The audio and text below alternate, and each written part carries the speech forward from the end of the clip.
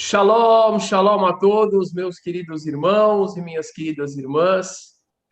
É um grandíssimo prazer estar aqui com vocês, junto com a nossa Rabanita Jaque e junto com o nosso querido convidado de hoje, doutor Salmo Haski. Seja muito bem-vindo, doutor. Eu vou fazer aqui uma pequena apresentação. Vamos falar só o mini currículo, viu, professor? Professor, doutor, porque a professora Natália, professora doutora Natália, que coordena o nosso circuito, ela me passou o seu currículo inteiro e, como dizia a minha avó, tututu. Se eu começar a falar ele, eu vou terminar amanhã. Sua avó também falava tututu, não? Sim. Falava também, né? Bom, então vamos lá. O professor doutor Salmo Haskin é formado em medicina pela Universidade Federal do Paraná, doutor em genética, especialista em pediatria pela Universidade Federal do Paraná e fellow em genética médica pela Universidade de Vanderbilt, nos Estados Unidos. Tem mais de 165 publicações científicas. Que é isso, doutor? Que beleza! Bastante. É ex-presidente da Sociedade Brasileira de Genética Médica por 2 mandatos e atual presidente do Departamento Científico de Genética da Sociedade Brasileira de Pediatria. É diretor do Centro de Aconselhamento e Laboratório Genética. Espera aí que acho que eu vou limpar mais a lente aqui, deixa eu me arrumar melhor. Seja bem-vindo, professor, doutor, que honra, que honra. Muito feliz com a sua presença. Esse é um tema que nós esperamos há muito tempo para falar sobre ele. O nosso público é bastante sedento a respeito da questão da genética, da origem judaica. Hoje eu fiz um post no Facebook pedindo perguntas para as pessoas, né? E perguntas de todos os tipos. Existe sangue de judeu? Quanto custa o teste, doutor? Pindamonhangaba tem laboratório da genética? Então, por favor, doutor, está com você a palavra. Bem, obrigado. Antes de mais nada, agradeço o convite. É uma honra para mim, é um prazer estar aqui e poder falar sobre esse assunto.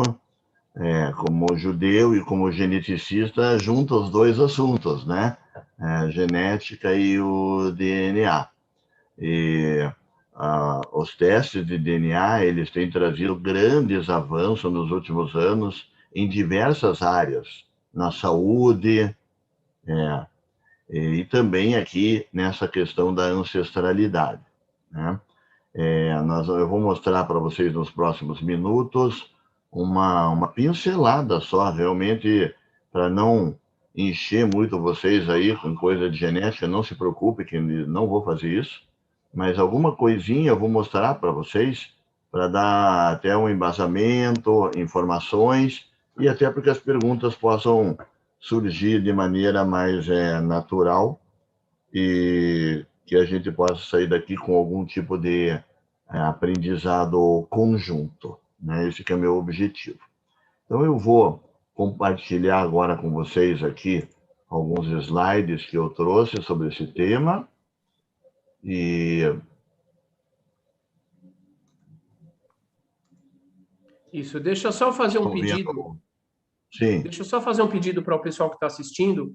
Meus queridos, eu vou pedir para vocês, por favor, deixarem um like, compartilharem o link nos seus grupos do WhatsApp, do Face, porque esse é um assunto muito importante, que inclusive é um instrumento essencial para a gente comprovar cientificamente toda essa história maravilhosa que já é comprovada do ponto de vista histórico, genealógico, arqueológico, como a gente já viu, inclusive, das origens judaicas do povo brasileiro. Uma história que foi sonegada do povo que tem a maior proporção de origem judaica no planeta. Então, deixem o like, compartilhem o link e vamos agora ouvir o doutor Salmo. Doutor, o Benjamin te mandou um abraço, viu? Fecha bem. Um abraço para ele também. Eu lembrei porque eu estava pesquisando um versículo de Coelet, Eclesiastes. Aí, na hora, ele me escreveu assim, o Salmo, eu conheço o Salmo. Aí eu olhei o conteúdo, eu falei assim, Salmo, mas eu estou olhando Eclesiastes. Aí que eu me toquei, mas assim, foi um segundo, foi tão engraçado. Esse teu nome é inspirador, hein? Não, não tem muitas pessoas com esse nome, né? Meu nome foi dado em homenagem ao meu avô. Quando a minha mãe ficou grávida de mim, o meu avô morreu durante a gestação da minha mãe. O nome dele era Salomão, né? E aí eu não queria dar exatamente Salomão, porque ele tinha morrido bem quando ela estava grávida de mim. E aí ficou Salmão e ficou Salmo, né? Um nome E é inspirador. um nome diferente, né? E Muito poucas bom. pessoas têm esse nome, né? E o rasquinho vocês já vão ver de onde que é. Nos próximos slides que eu mostrar para vocês aí, vocês já vão descobrir de onde é o rasquinho através do DNA. Maravilhoso. Vamos lá. Então vamos lá. Estão vendo bem a tela? Sim. Ok. Eu vou falar algumas coisinhas de genética, né? Claro, tenho que falar algumas coisas de genética, mas não se assustem. Vou falar de maneira simples, acredito que todos vão poder entender, mas é importante para entender como que esses testes de DNA podem trazer informação de ancestralidade, que tipo de informação eles podem trazer sobre a história, como o Rabino falou, as populações, e como que a gente coloca isso ao nível individual também. Vamos tentar fazer toda essa reflexão hoje à noite, né? Então, em primeiro lugar, lembrar aonde que nós temos DNA, né? Onde é que está o DNA no nosso corpo? Então, o nosso corpo tem aproximadamente, claro, né? Aproximadamente 37 trilhões de células, imagina, né? E o DNA, ele está dentro de cada uma dessas células. Então, cada uma das 37 trilhões de células tem o nosso material genético, que foi, claro, herdado, né, do nosso pai e da nossa mãe. Então, é um verdadeiro reservatório da nossa história, e é uma história, como eu vou mostrar para vocês, que vem de milhares, para não dizer centenas de milhares e talvez milhões até de anos atrás, guardados aqui no nosso DNA.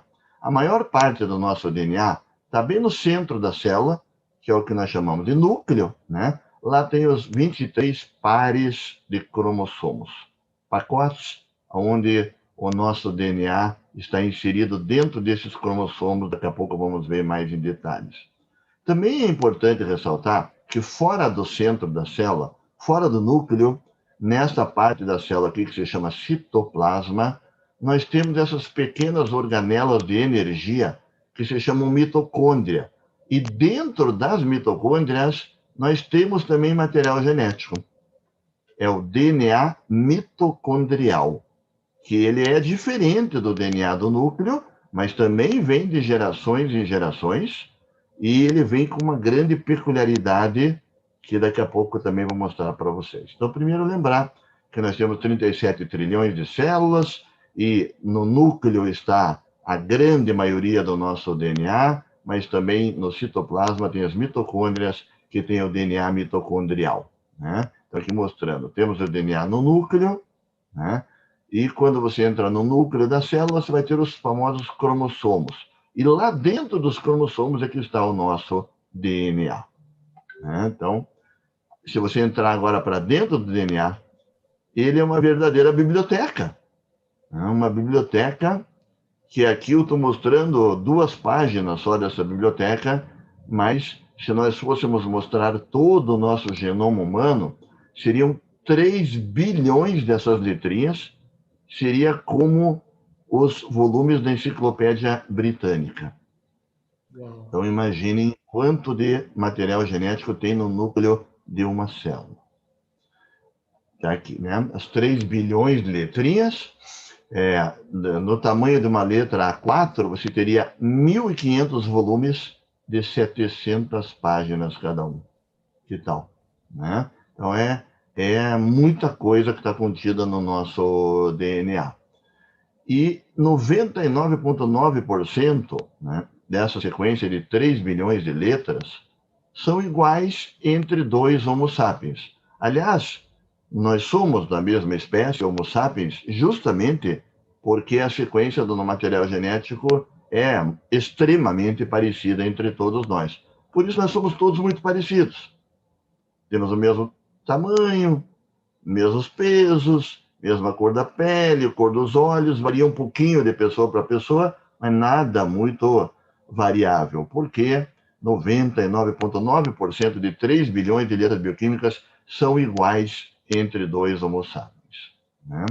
Porém, uma em cada 1000 letrinhas dessas, né? Então, cerca de 3 milhões de letras bioquímicas podem ser diferentes de pessoa para pessoa, como uma simples variação, sem ter nenhuma consequência para a pessoa, nem do ponto de vista de doença, nem do ponto de vista de aspecto físico. Isso é muito importante. Mas essas variações, assim como as partes que não variam também, são passadas de geração em geração. E hoje nós temos tecnologia para acompanhar a passagem dessas letrinhas de geração em geração, que são os testes de DNA, né? Então, aqui nós estamos vendo, a maior parte do nosso material genético é igual entre duas pessoas, mas alguns pontos são diferentes. E a gente pode comparar, então, o DNA de 2, ou de 2.000, ou de 20.000 pessoas, ou de populações diferentes, e ver como é que é a sequência dessas letrinhas aqui. E é isso que vem sendo feito agora já há muitos anos, né? Então, lembrar que no material genético, no núcleo, nós temos os cromossomos, e aqui já vale uma lembrança aí das aulas de genética, que dos 23 pares de cromossomos, em 22 deles, que nós damos números, né, de 1 a 22, a gente tem metade do material genético que vem do pai e metade que vem da mãe. Tá? Mas no último par, nós temos cromossomos diferentes entre os homens e as mulheres. Os homens têm um cromossomo pequeno, o menor de todos, que a gente chama de Y, e um cromossomo grande, que a gente chama de X. As mulheres têm 2 cromossomos X e não têm o Y. Tudo isso vai ser muito importante daqui a um minutinho, quando eu começar a mostrar os testes de ancestralidade para vocês, né? Então, esses 22 pares levam o nome de autossômicos, e esses aqui que determinam o sexo da pessoa levam o nome de sexuais. Aqui dá para ver mais clara a diferença entre os cromossomos do homem, que é um X e um Y, os outros 22 são iguais aos das mulheres. Mas no último par, as mulheres têm 2 cromossomos X e não têm o Y. E os homens só têm um X e têm o Y. Lembrando conceitos bem básicos de genética, né? Se tanto homens como mulheres têm o X, então, de uma pessoa, de qualquer um de nós que está aqui hoje, pode ter sido herdado tanto do pai quanto da mãe. Tá? Porém, só homens têm o cromossomo Y. E, portanto, o Y de todos os homens que estão aqui nos assistindo hoje só pode ter sido herdado do pai biológico dessa pessoa. Simplesmente porque a mãe não tem o Y. Então, é o pai que passa o Y para o seu filho homem. O filho herda o Y de seu pai. E da onde que esse pai tem o Y? Herdou do pai dele. Que herdou do pai dele, que herdou do pai dele, que herdou do pai dele. Centenas ou milhares de gerações para trás. Então, aqui nós já começamos a ver um conceito importante, que dentro do cromossomo Y tem material genético que é herdado só pelos homens, pela linhagem paterna.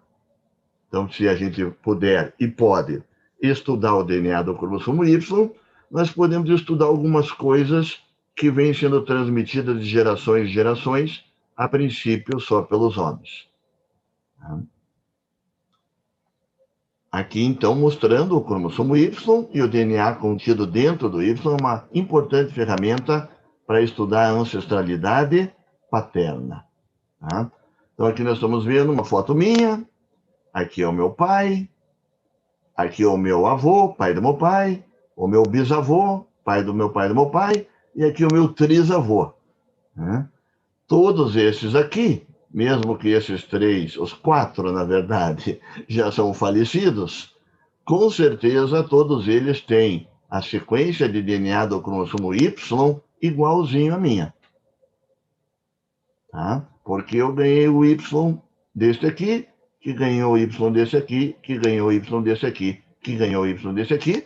E se você quiser projetar para 300 ou 500 mil gerações atrás, os Y dos Raskin são tudo igualzinho. É importante. Tá? Aqui, por exemplo, foi através desse tipo tão simples de raciocínio e de teste do Y que eu consegui encontrar parentes meus que estavam afastados da nossa família, da Rússia, há 100 anos. Então, há 100 anos atrás, é uma história parecida com muitos dos judeus que vieram para o Brasil, né? O meu avô, era pequeno, e o meu bisavô emigraram da Rússia para o Brasil. E lá eles deixaram vários irmãos. Mas depois que eles vieram para cá, e principalmente depois que a comunicação com a Rússia se tornou difícil, após 1930, mais ou menos, perdeu completamente o contato com a família da Rússia. Muito bem. Através dos sites de ancestralidade, buscando os meus ancestrais, eu encontrei uma pessoa lá na Rússia, que era essa pessoa aqui, que se chama Vadim Raskin, e comecei a trocar mensagens com ele, perguntando quem eram o avô e o bisavô dele. E ele começou a me falar o nome do bisavô e de outras pessoas da família, e eu vi que era simplesmente o meu bisavô também. Daí eu falei para ele, olha, vamos fazer o seguinte, eu já tinha feito o teste de DNA do meu cromossomo Y. Eu pedi para ele fazer o teste dele lá na Rússia. Se ele fosse realmente meu parente mesmo, né, o Y dele, claro, igual ao do pai dele, que é igual ao do avô dele, que é igual ao do meu bisavô. Do meu trisavô, né? Que é igual ao do meu bisavô, que é igual ao do meu avô, que é igual ao do meu pai. Bom, aqui no lado vocês podem ver quando ele fez o teste de DNA dele lá e me mandou o resultado dele deu esses números aqui do cromossomo Y e o meu deu esses números aqui no lado. Parece Exatamente o mesmo. uma clone, exatamente o mesmo, sem tirar nem pôr. Doutor, deixa eu fazer uma pergunta. Sim. Para que a gente possa compreender o quão importante, o quão exato é esse resultado aí que aparece nessa senha. Quantas possibilidades diferentes existem na humanidade em relação a essa senha e quantas senhas existem? Boa pergunta, né? Existem, eu até vou mostrar no slide próximos para vocês, que existem centenas de milhares de senhas iguais a esta. Centenas de milhares. Mas aqui já vem um ponto bem interessante com a sua pergunta, Rabino. Porque a próxima pergunta sua poderia ser, então, você está querendo dizer que essa senha aí é só da tua família? E a resposta é não. Isso que é interessante. Não, mas a minha pessoas... pergunta era um pouco diferente.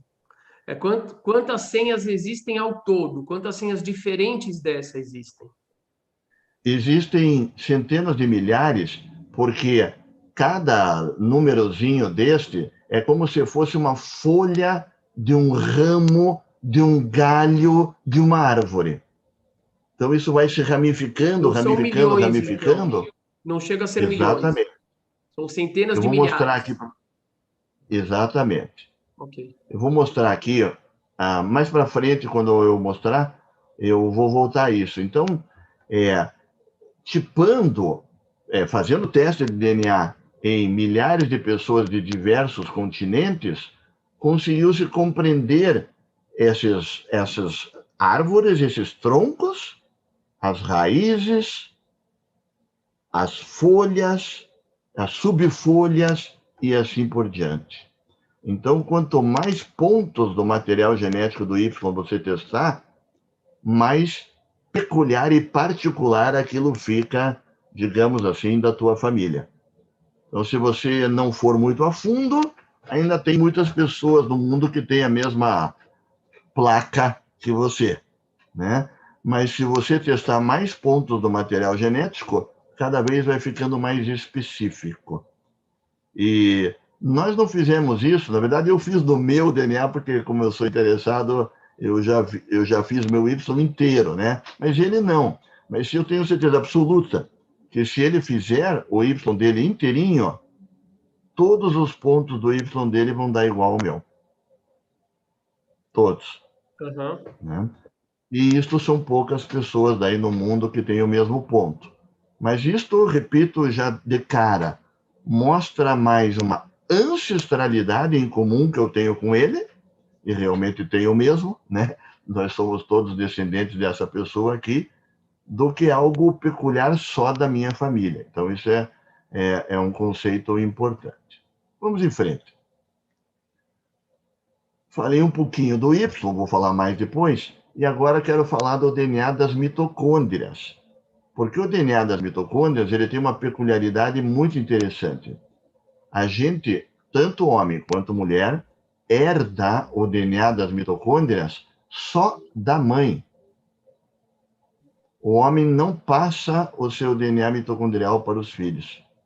Na verdade, eu até faço uma brincadeira, é só uma brincadeira, tá? Que tem um cunho um pouco machista, mas é só uma brincadeira, né? Eu falo que é o primeiro momento em que a mulher mostra para o homem quem que manda, né? Na verdade, é feminista, não machista.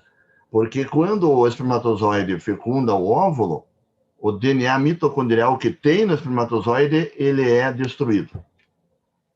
Permanece só o DNA do óvulo. E, portanto, o nosso DNA mitocondrial, o meu DNA mitocondrial, veio só da minha mãe. Não tem nada a ver com o DNA mitocondrial do meu pai. O DNA mitocondrial do meu pai veio da mãe dele. O meu DNA mitocondrial veio da minha mãe, e o da minha mãe veio da mãe dela, e da mãe dela veio da mãe dela. Então, reparem que estudar o DNA mitocondrial, ele dá uma informação exatamente oposta do que estudar o DNA do cromossomo Y. E isto é interessante e é importante, como vocês vão ver. Aqui mostrando o DNA mitocondrial, o teu DNA mitocondrial herdado só da tua mãe, que herdou da mãe dela, que herdou da mãe dela, que herdou da mãe dela, que herdou da mãe dela, né? Então, aqui, eu novamente, agora aqui a minha mãe, então o meu DNA mitocondrial igualzinho da minha mãe. Dos meus irmãos também, igualzinho da minha mãe. O da minha mãe, igualzinho da minha avó. O da minha avó, igualzinho da minha bisavó, e assim por centenas de gerações para trás. Então, nesse momento aqui, a gente já pode ver que nós temos dois marcadores de ancestralidade muito interessantes. Um, o DNA do Y, que é o marcador patrilíneo, paterno, e o outro, o DNA mitocondrial, que é o marcador materno. Então, quando a gente quer estudar, investigar questões que se referem à ancestralidade paterna, a gente usa teste de DNA do Y. Quando a gente quer investigar questões maternas, a gente usa o DNA das mitocôndrias. E aqui, então, um outro conceito importante, que tem muito a ver com a questão dos judeus já, né? Se você pensar assim, todo mundo que está nos assistindo hoje, e na verdade todas as pessoas do planeta, tem dois pais biológicos, quase todos, né? Hoje em dia tem situações diferentes, mas ainda a grande maioria tem dois pais biológicos. E tem 4 avós. Todo mundo tem 4 avós, né? Todo mundo que está assistindo está lembrando aí dos seus 4 avós agora, né? E todo mundo tem 8 bisavós, 16 tataravós, 32 tetravós, 64 petavós. Então, se você olhar 11 gerações para trás, nós vamos ter 4.094 pessoas da tua família, cerca de 300 anos antes de você nascer. 4.094 pessoas.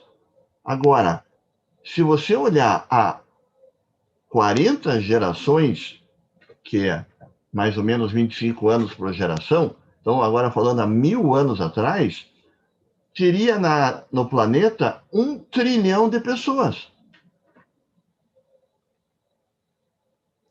Fazendo essa continha, né?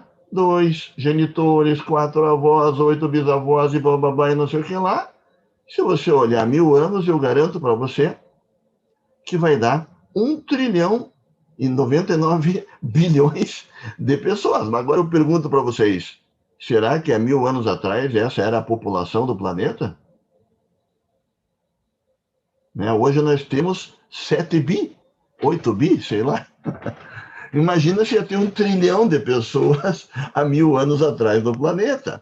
Então, o que está acontecendo aqui? Porque todo mundo tem 2, pai e mãe, 4 avós, 8, 16, 32, 64. Mas, obviamente, tem alguma coisa errada, tem algo paradoxal aqui. Né? E é importante compreender que tem tudo a ver isso aqui com o judaísmo e com outros grupos étnicos também, mas o que nos importa hoje é o judaísmo. E o que responde a esse paradoxo aí é essa teoria que é chamada teoria do coalescente, que na verdade é muito simples de entender.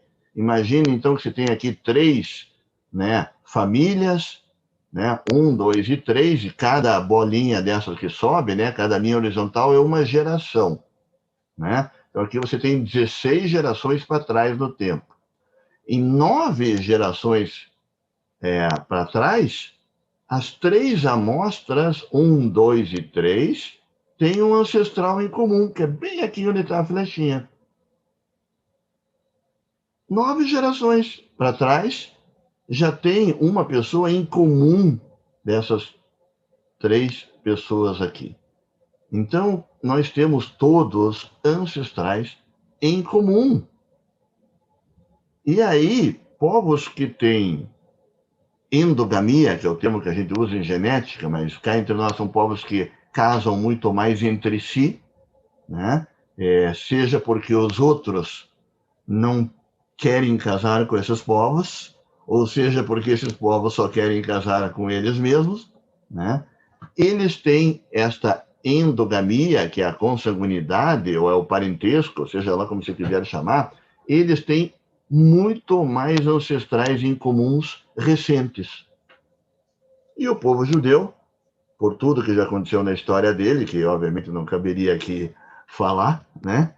Ele tem muitos ancestrais em comuns. Se você conversa com um judeu que você nunca viu na vida, você conversa 1 hora com ele, daqui a pouco vocês já acham um parente em comum entre vocês. Né?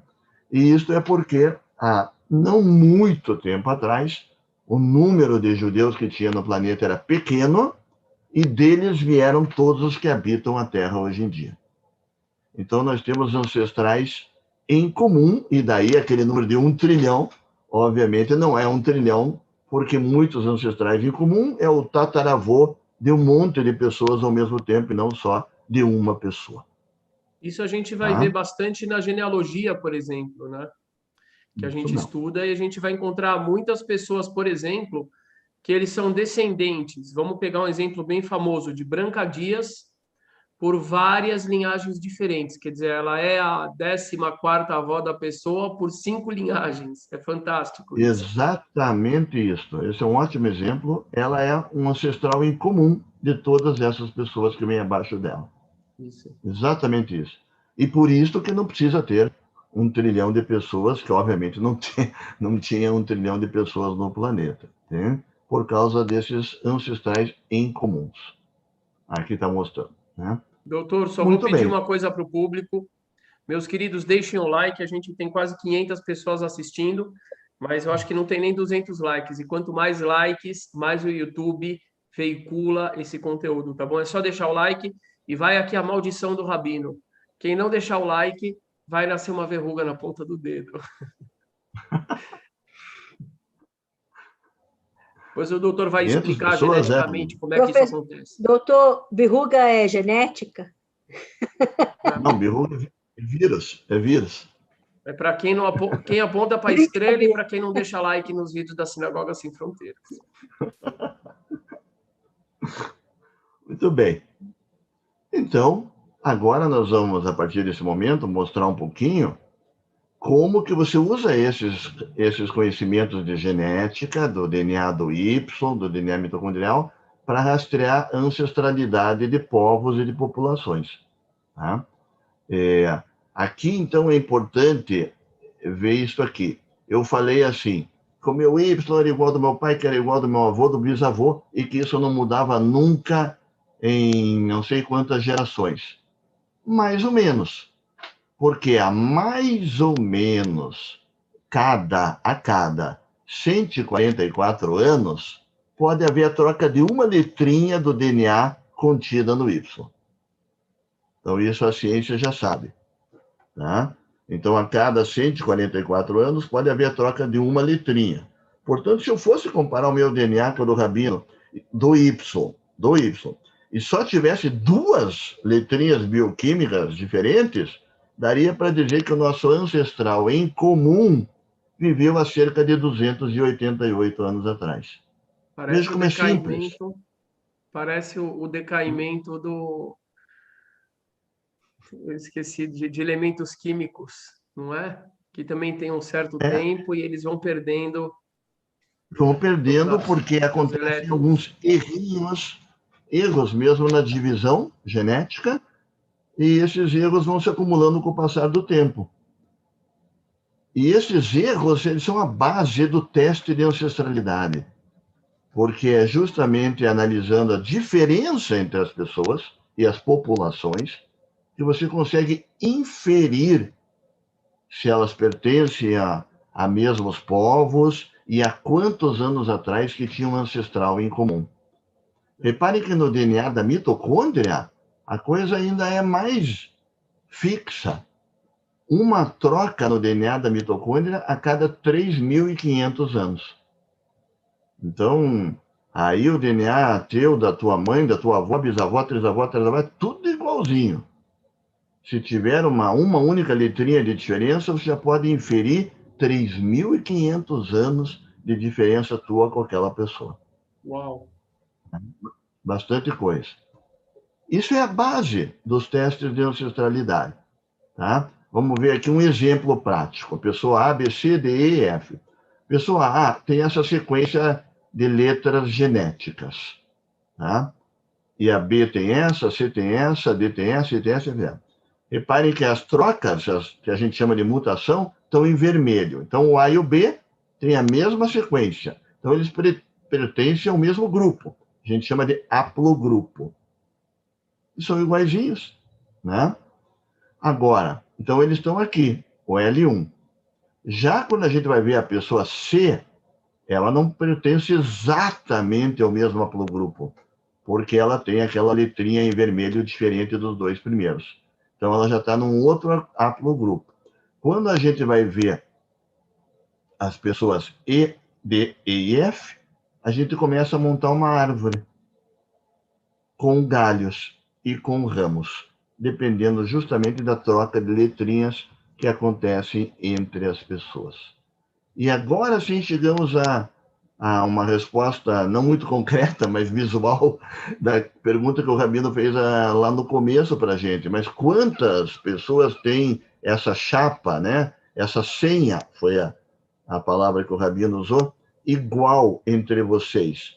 Poucas, porque olha quantas possibilidades diferentes existem de haplogrupos do Y. Começa com um tronco, ele se divide em dois, se divide. Quando você olhar aqui, você vai ver que tem um número enorme de variabilidade dentro do Y. E aí você pode fazer esse teste do Y em várias pessoas de várias populações atuais, obviamente, né? Pessoas que estão vivendo hoje em dia no mundo inteiro. E aí você vai conseguir fazer um mapa como esse aqui. E você vai dizer, olha, no Brasil é mais frequente determinada senha. Vou usar a palavra que o Rabino usou, que é boa, né? Já se você for olhar no Oriente Médio, é outra senha. E na Europa é outra senha, e na África é outra senha. E hoje nós temos, então, essa informação de uma distribuição desses grupos do Y no mundo inteiro. A mesma coisa para o DNA mitocondrial. Tá? Então, você tem esses haplogrupos mitocondriais espalhados pelo mundo inteiro. Eu estou E achando o aí vem a máximo primeira esses pergunta. mapas espelhados aí, viu? Muita gente deve ter ficado um pouco confusa. Eu fiquei no começo. Do mapa, né? Então, veja, vou começar a entender melhor quando eu começar a dar os exemplos mais práticos agora do que começou a ser feito com esse tipo de informação e de teste de DNA. Então, aqui uma capa, né, da revista Time, de algum tempo atrás já, né? Resolvendo os mistérios do DNA. Será que Adão e Eva existiram? Será que os testes de DNA seriam capazes de responder essa pequenina pergunta, né? Básica. Vamos ver, né? Mas a Bíblia conta, né?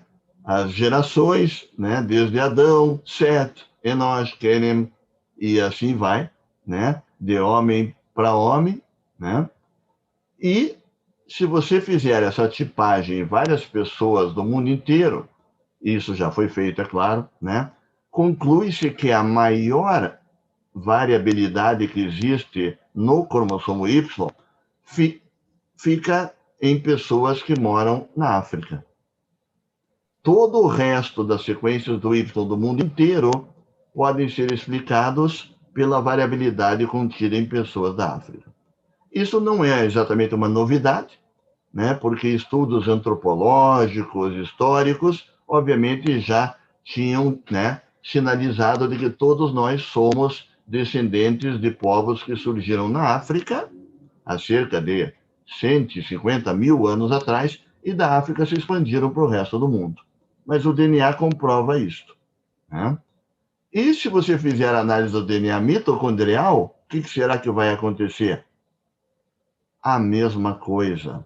A variabilidade do DNA mitocondrial dos povos africanos explica todas as outras letrinhas aí do mundo inteiro, mostrando que as mulheres também vieram do continente africano há cerca de 150 mil anos atrás.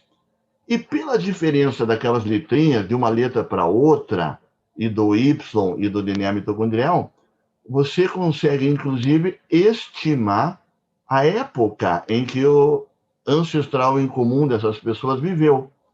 E o ancestral mitocondrial comum de 69 homens que foram estudados lá na África foi um grupo de mulheres, de época mitocondrial, que viveu entre 99 mil e 148 mil anos atrás na África. Seria, entre aspas, por favor, a Eva, né? Talvez fosse mais correto dizer as Evas, né? As primeiras mulheres que surgiram aí no planeta. E o ancestral do Y em comum foi um grupo de homens que habitou a Terra entre 120 mil e 150 mil anos atrás. E aqui começam as coisas encantadoras e enigmáticas. Reparem que, se alguém quiser dizer que no mesmo período de tempo o Adão, né, e a Eva viveram, o DNA mostra que esses grupos conviveram na África em épocas parecidas. Mais do que isso fica na especulação de cada pessoa.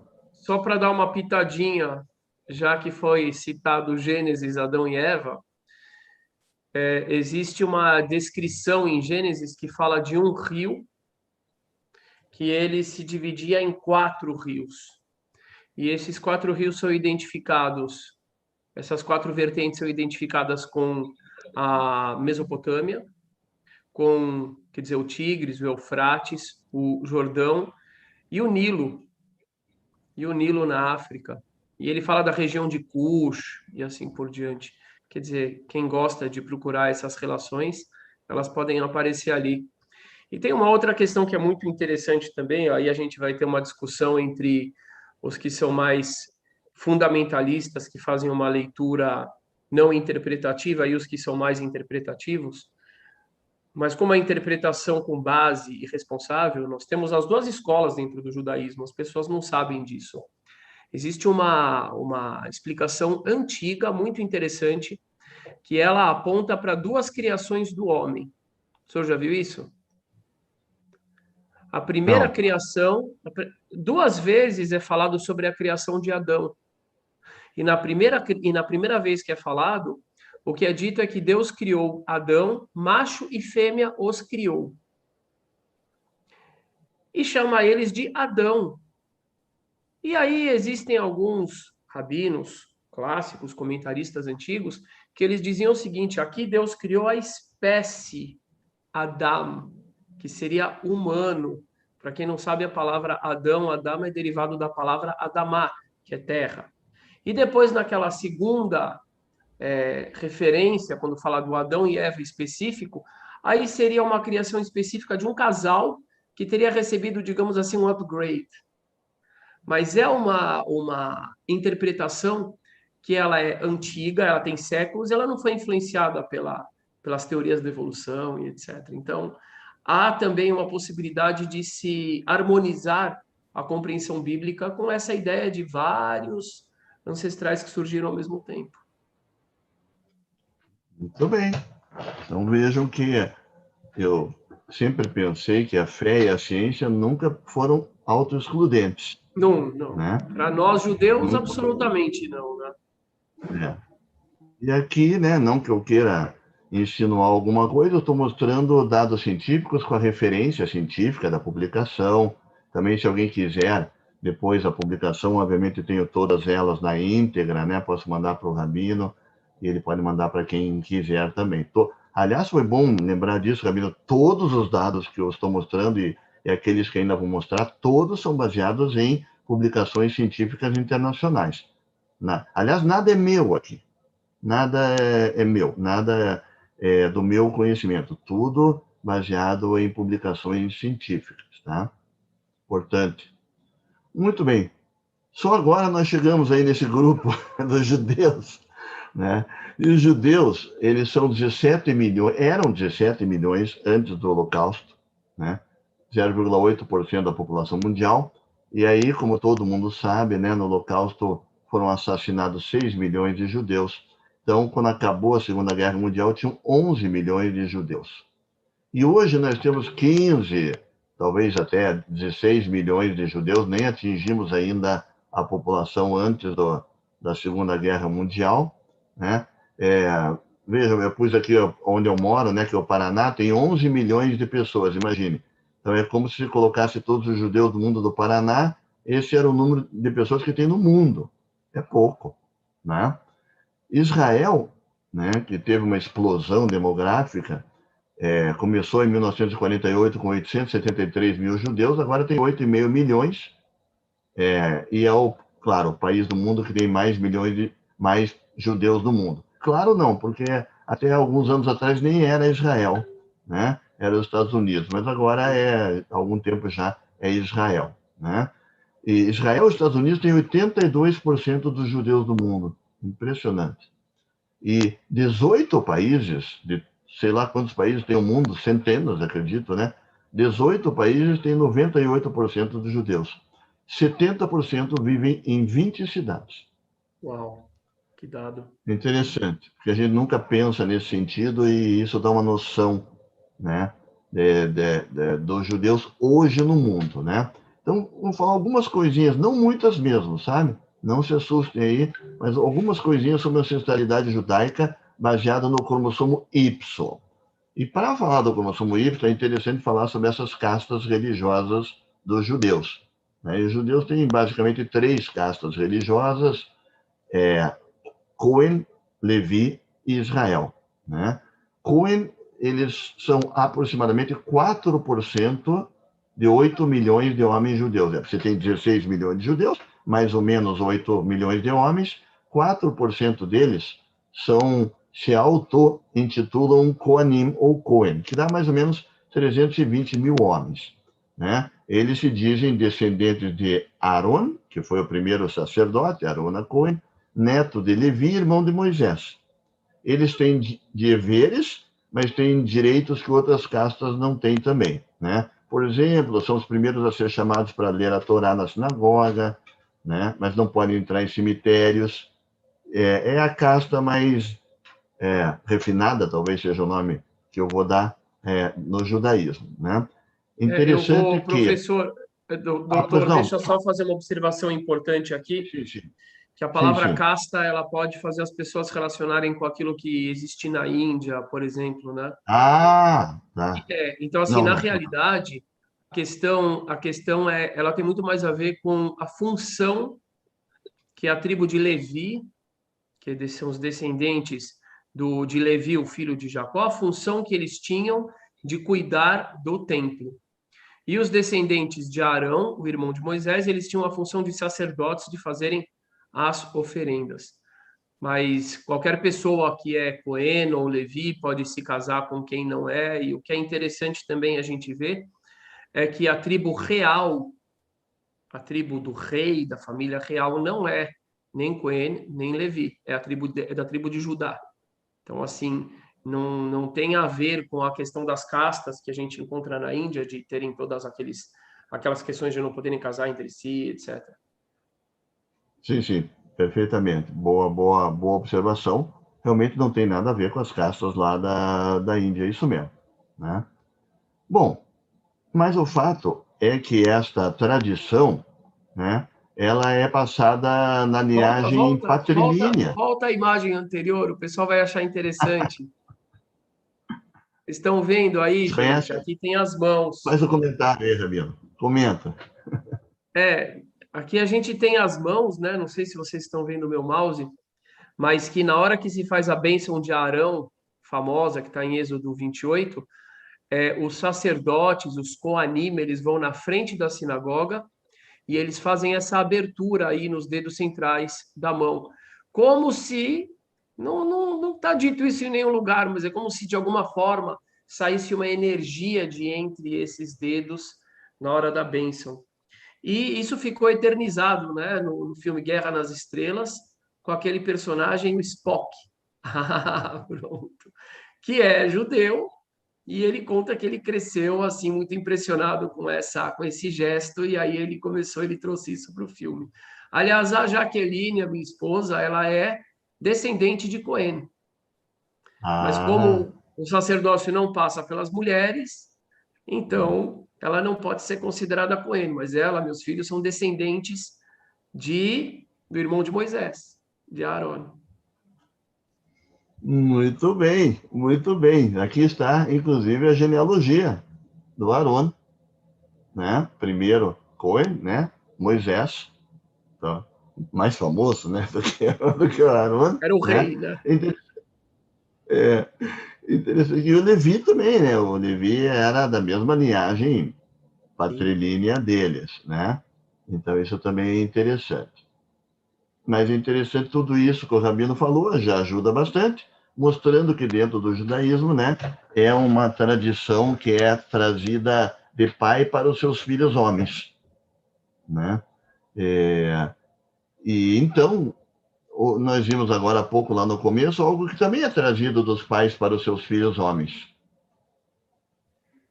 na genética, que é o DNA do cromossomo Y, né? Hum, Já estão agora imaginando onde que eu vou chegar, né? Então, pesquisadores, né, foram estudar indivíduos, pessoas que se auto-intitulam Cohen, né, como da família da Jaqueline, né, no caso os homens, para poder estudar o cromossomo Y, né, e procurando se eles tinham aquelas letrinhas bioquímicas, alguma coisa nas letras bioquímicas que fossem parecidas entre eles e diferente de outras pessoas que não são Kohanim ou nem são judeus. É isto que foi feito, né? Essa tradição dos Kohanim, foi estabelecida, pelo menos é o que diz a Bíblia, né? Há mais ou menos 3.250 anos atrás, que dá 130 gerações. E a pergunta é, será que os Kohanim atuais, como da família da Jaqueline, né? De diferentes comunidades judaicas do mundo, compartilham alguma sequência de DNA do Y única? Então, essa que foi uma pergunta lançada pelos pesquisadores, e aí eles fizeram estudos.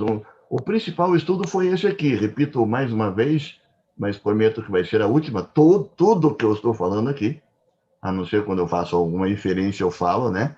Mas é tudo baseado em estudos científicos publicados na literatura médica internacional, né? Então, esse estudo aqui foi feito com este intuito, comparar o DNA do cromossomo Y e ver se existia alguma coisa em comum entre os coanim, né? E eles descobriram que existe sim. Como Espera um vocês vão pouco, ver. deixa eu fazer um comentário aqui, porque é fantástico, assim.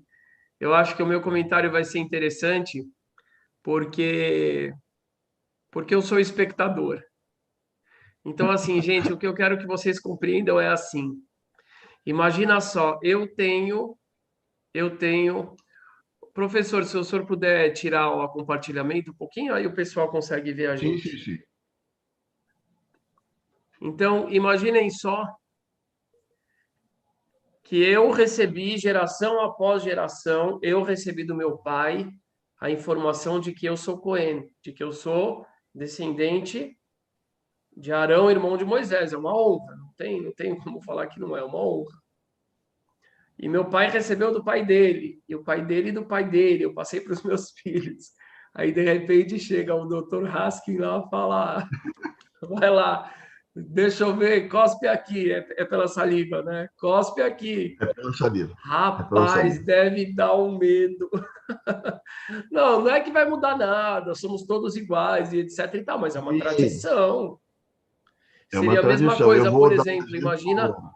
eu brinco, doutor, eu brinco, eu não fiz exame ainda, mas eu brinco, eu falo assim, imagina que eu faço exame e aí não vai dar nada de judeu no meu. Uau! E, Hã? não, Vai ser essa interessante. colocação do Rabino, ela remete ao último slide, né, que, que é justamente questionar do que nós estamos falando aqui, né, Rabino, nesses testes de DNA, Sim, né? Sem querer, sim. querendo, o Rabino remeteu a discussão maior e mais profunda do A gente que o vai chegar próprio ali. teste de DNA. Mas o Vamos que eu estou chegar lá. querendo Então, agora, doutor, eu quero ilustrar para as pessoas, eu quero pôr um pouco de tempero e de cor e de gosto sobre que tipo de situação é essa. Vocês imaginam, gente? Vocês imaginam que fora a questão particular, pessoal, de repente o povo judeu, Meash Yarim, o Beit Rabad, a Mekor Haim, a Beit Yaakov, de repente a gente recebe uma resposta da ciência dizendo, gente, isso tudo é besteira, essas pessoas que falam que são Cohen não têm absolutamente nada em comum. Um é palmeirense, outro é flamenguista, outro é Atlético Paranaense. Uau! Ia ser pesado esse negócio. mas a gente sempre encontra uma explicação também para torturar os dados para que eles revelem aquilo que a gente sempre quis, né, Rabino? Tem isso também, sabe? Bom, mas eu imagino que quem estava procurando E quem estava procurando, vou mostrar agora, estava sendo encontrou. objetivo, né? Super objetivo. Ótimo. É, Eu estou com medo da vocês estão sequência. vendo? Será que Voltou, é né? tudo uma Voltou. farsa? Não, não é. Voltou Então, sim, professor. encontrou. Voltou, né? Que bom, voltou para o mesmo lugar. É. Então, assim, não vou entrar em detalhes, não, né? Mas, basicamente, eles encontraram que 12 letrinhas dentro do cromossomo Y estudaram o DNA de 215 coanim de diversas comunidades judaicas, 1.575 judeus que não eram coanim e 2.000 homens não judeus, tá? E encontraram que 12 letrinhas em conjunto, né, um conjunto de 12 letras bioquímicas estão presentes em 46% dos homens contemporâneos autoidentificados como coanim. Uau! É um número grande. Tá? É um número grande. É um número grande, não é 100%, não chega nem à metade, mas é um número grande. Um número Deixa, eu vou passar uma outra informação, irrefutável. doutor, se o senhor me permite, se eu puder também Sim. tirar o. Porque o pessoal não me vê. Sim, sim, sim. Pronto. Uma outra informação importante é o seguinte, gente. ser Cohen é considerado uma honra. Eu vou falar assim para vocês, cá entre nós, é uma honra, mas não é que, ó, chegou o Cohen. Não, nada disso. Absolutamente nada disso. Mas tem a sua questão de linhagem, etc e tal. E a gente sabe, a gente tem notícias de que na história algumas pessoas agiram de forma errada para conseguirem um patamar maior, etc e tal. Igual aqui no Brasil, né? A gente tem pessoas que compraram vários títulos de conde, etc e tal, de lorde, até hoje tem pessoas que compram para não pegar fila no aeroporto. E antigamente, pelo jeito, assim, o cara também comprava-se. É uma coisa errada, não pode fazer isso. É uma transgressão, mas a gente sabe que aconteceu isso. Pessoas que eventualmente pagavam e etc e tal, para serem considerados, né, dessa linhagem. Então, isso pode explicar também por que a gente tem uma quantidade grande de pessoas que não têm essa marcação genética. Agora, se a gente for contar que a gente está falando de uma tradição passada durante milênios, durante pelo menos 3 milênios, e que foi passada por meio de famílias que se dispersaram pelo mundo inteiro, que passaram por vários sofrimentos, comunidades que ficaram isoladas umas das outras durante muito tempo.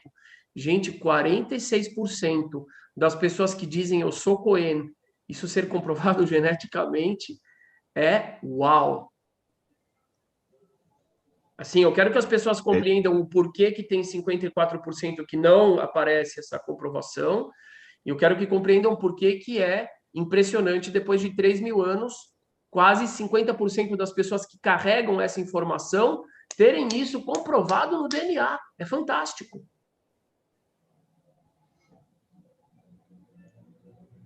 Perfeitamente.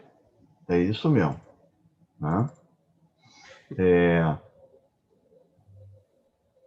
E praticamente essas 12 letrinhas, elas praticamente são ausentes em não judeus.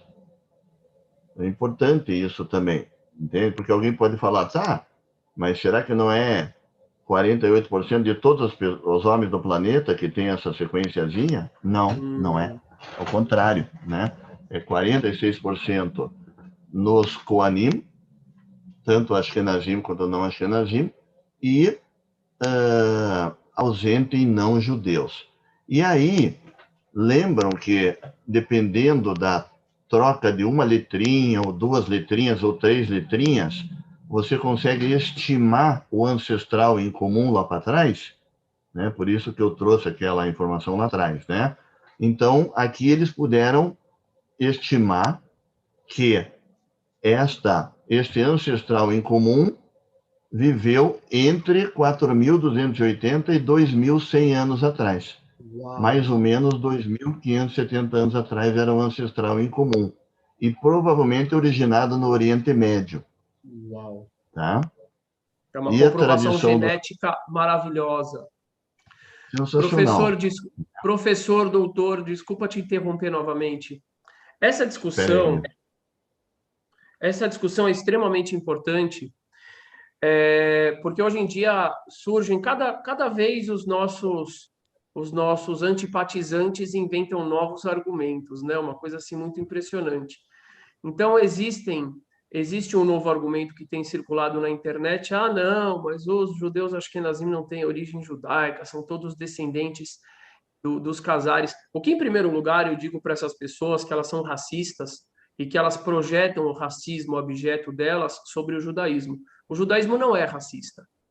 Desde o início, nosso povo, a gente vê lá em Canaã, os nossos patriarcas, né, as 12 tribos casaram com quem? Com mulheres cananitas.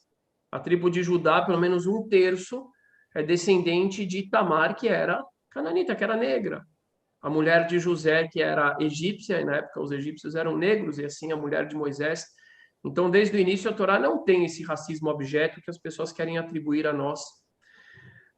Em segundo lugar, uma coisa muito importante no judaísmo é o seguinte: a pessoa que se torna judeu, que se converte ao judaísmo, ela é tão judia quanto um judeu natural. Então, quando alguém vem e ainda se colocando como um argumento religioso, querer dizer, ah, não, esses não são os verdadeiros judeus porque ele tem olho azul e etc e tal, essa pessoa simplesmente está querendo segurar, fazer um cabo de guerra segurando dos dois lados da corda. Porque se você está partindo das escrituras, então você vai ter que concordar que o Eterno diz nas escrituras que o natural da terra será considerado igual ao estrangeiro, e o estrangeiro quer dizer o convertido.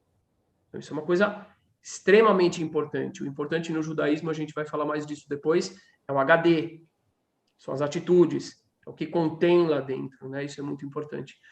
E, por outro lado, essa questão dos Kohanim, obviamente, isso aqui não é algo que atinge somente os Sefaradim, mas também os Ashkenazim. Ou seja, isso comprova de uma forma cabal essa origem, aqui no caso não é na tribo de Judá, porque aqui a gente está falando de uma parte que é da tribo de Levi, né, que são os Kohanim, mas também entre os Ashkenazim. Correto? Correto. Isso é maravilhoso, isso é muito importante, viu, gente? Por favor, doutor.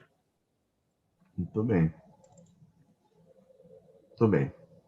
E depois que fizeram esse estudo dos Kohanim, os pesquisadores se animaram, que nem o Rabino se animou.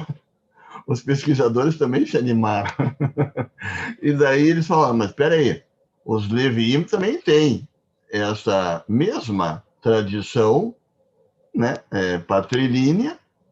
Será que os Leviim têm algum marcador genético que é mais comum entre eles do que aqueles que não são Leviim? A mesma pergunta.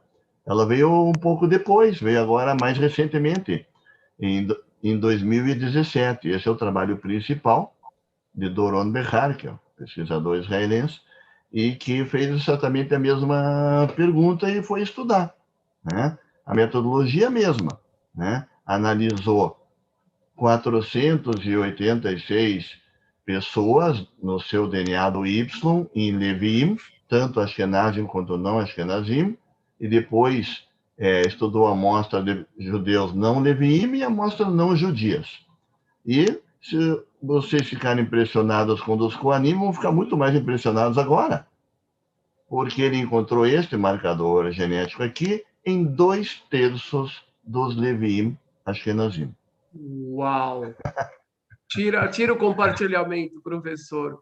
Uau, gente, que tapa na cara de todos esses nossos antipatizantes, quer dizer, entre aqueles que se dizem Levi também. Uau. Só para todos entenderem, ficar claro, Levi é a tribo. O povo de Israel tem quantas tribos? Todo mundo vai falar 12, eu vou falar muito bem, erraram. São 13 tribos, porque eram 12 filhos de Jacó, de Israel, só que José dá origem a 2 tribos, porque ele é considerado primogênito. Ele é, de certa forma, né? Ele é o primeiro filho que nasce de Raquel. Ruben, que era o primogênito oficial, pisou na bola. Então, José dá origem a 2 tribos, Efraim e Menahem. Então, são 13 tribos. A tribo de Levi é uma das tribos. E a tribo de Levi, ela é encarregada de cuidar do templo. Só que dentro dessa tribo tem uma pessoa, como o doutor falou, uma pessoa que era o irmão de Moisés, Arão, que ele se tornou o primeiro Cohen. Cohen é sacerdote. E aí, da linhagem dele, vem todos aqueles que são Kohanim, sacerdotes. Mas Cohen não é tribo.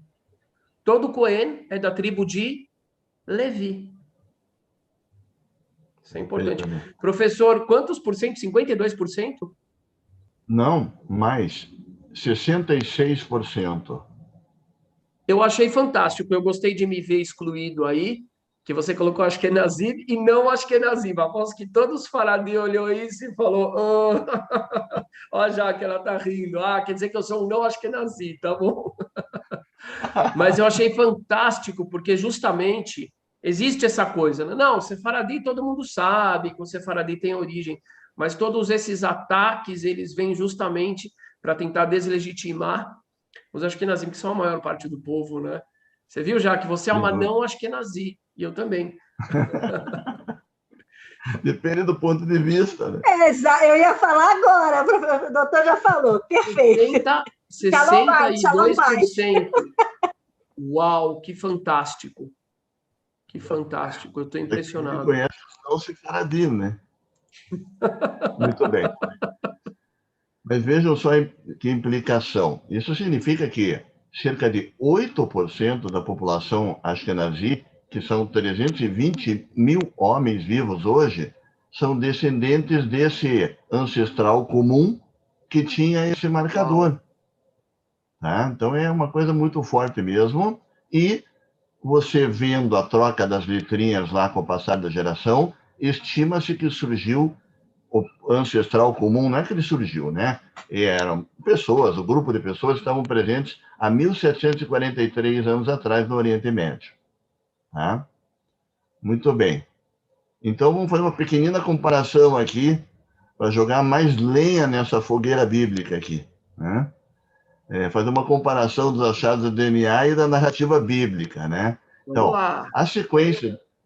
O Rabino não vai dormir hoje, né? Vamos vestir as luvas aqui. Krav Maga, Krav Maga. Aqui, gente, ciência, fé e ciência. A treta.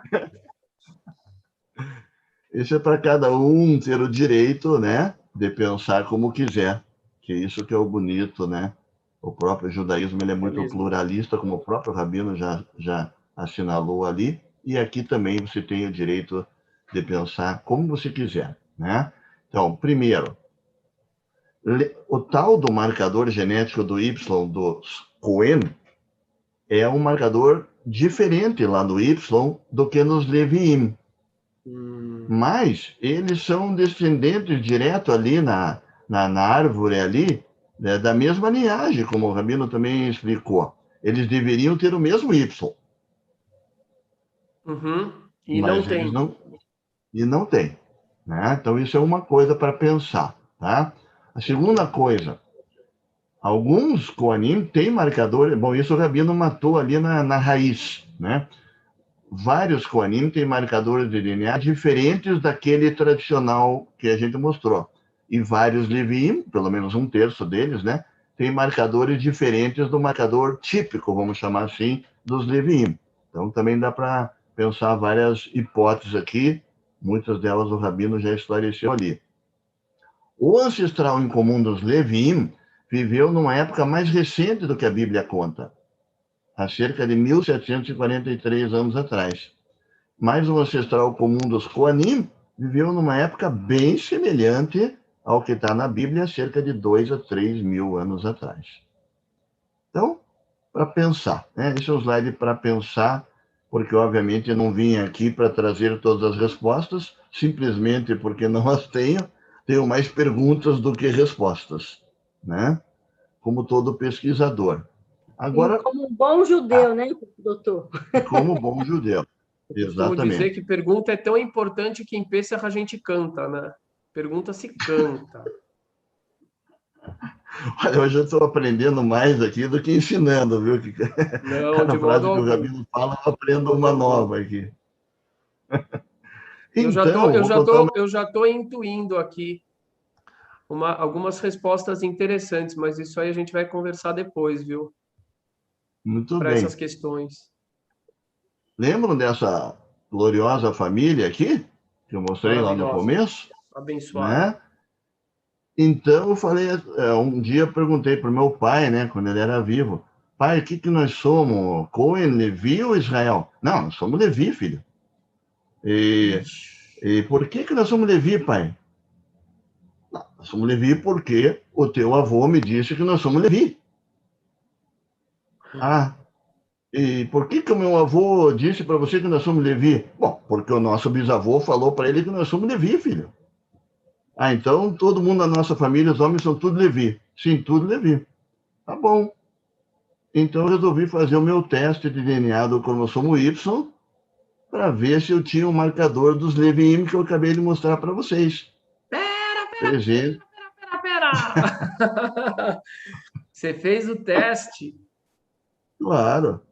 Como bom geneticista, não ia deixar de fazer o teste em mim mesmo, né, Rabino? Foi quanto tempo de espera? Demora uns 30 dias para ficar pronto o resultado, né? Porque você tem que analisar todas aquelas sequências do Y. E aqui está o resultado. Você é? Tipicamente Cohen. Uhul! 100%. Somos família. 100%. Olha, que legal, que legal. Adorei. 100% das 12 letrinhas minhas batem com aquele marcador Cohen que está descrito lá no capítulo do artigo lá. Tá? Que é esse marcador aqui da ponta, como eu falei, né?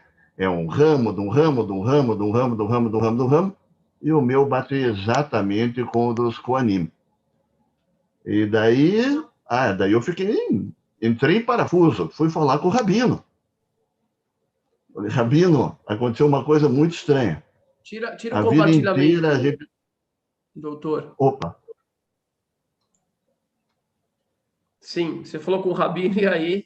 falei com o Rabino. Rabino, olha, aconteceu uma coisa estranha aqui, porque a vida inteira a gente soube que era Levi, mas eu fiz o meu teste aqui e upgrade, né, Rabino? O Daí upgrade. eu falei, Rabino, o que eu faço agora? Eu sou Levi ou sou Cohen? Daí o Rabino falou, quando for interessante, você seja Cohen. Quando for interessante, seja Levi. A Jaque descobriu, doutor, que ela é Levi, que ela é Cohen. Mas aí ela contou isso para um tio dela, mas foi tão engraçado, porque assim, existe um costume, gente, de quem é É a parte do Levi. tio Davi. O doutor Salmo, quem que apresentou o doutor Insky para a gente foi o tio Davi. Ah, foi? Foi o tio Davi. Uau! Uau! E Claro, aí, gente, uma cena claro. muito engraçada. A Jaque falou: Ah, você é Levi, você é Levi, falou pro tio, né? Aí o tio falou: E aí, qual que vai ser a diferença? Ela falou: Você vai ter que lavar as mãos dos sacerdotes de quem é Cohen antes da bênção. Ele falou: Eu não vou fazer, eu não quero ser Levi coisa nenhuma, vou ficar lavando a mão de Cohen. A resposta foi muito engraçada e foi muito espontânea. Mas quer dizer que É para você fez esse upgrade. Uau, que coisa! upgrade. Daí o Rabino falou assim, você só pode ser mesmo se você souber abrir a mão daquele jeitinho. Daí eu fiz assim. Eu sei abrir até o pé assim, doutor. Então, certeza que eu sou Cohen. Eu sou. Mas já que também consegue. Não é todo mundo que consegue, sabia? É, mas Mas aqui tem uma questão importante. A gente falou de 1.700 anos atrás para Levi e Cohen entre 2000, e 3.000. 2000 e 3000 está parecendo a margem de erro do Datafolha, né? Não um terço. Mas 2000 e 3000. 2000 e Era mais ou 3000, menos 2.700. 2.700 era o número mais estimado para os Kohanim. ok. Mas a pergunta é assim: Oriente Médio, ambos apontam para Oriente Médio, para Mediterrâneo. Para onde Sim. que aponta? Não, todos para o Mediterrâneo. Todos para o Oriente Médio. Todos para o Oriente Médio, Fantástico. comparado com... todos para o Oriente Médio. Eu tenho toda uma parte, Rabino, dessa aula falando sobre a origem dos Ashkenazim, mas eu não trouxe hoje aqui, porque só o que eu trouxe já estamos 1h15 aqui falando. Outro Vamos fazer dia, outra quem sabe... live sobre isso, que vai ser assim também top, importantíssimo. É Muito. muito importante É isso que mesmo. vale. Toda a teoria casar e a teoria mediterrânea é estudada pelo DNA. Então, isso eu tenho tudo estudado, isso, tenho a apresentação pronta, eu acho que a Jaque até viu, né, da outra vez a apresentação dos casares e tudo, mas isso eu vou mostrar numa outra vez, tá? Que é muito interessante porque aponta para o Oriente Médio, obviamente, tanto Ashkenazim quanto Sefaradim. E o fato de Ashkenazim e Sefaradim, até tem um slide que eu vou mostrar acho que agora, mostrando que o Y de Ashkenazim e Sefaradim é muito parecido. É mais parecido, claro, entre eles do que com qualquer outra população do planeta. Então, todos nós Apesar da sabemos gente disso. ser tão parecido, por exemplo, eu tenho cara de polonês. Para quem não sabe, a Sim, minha parte materna é da Polônia e a minha parte paterna é do Egito.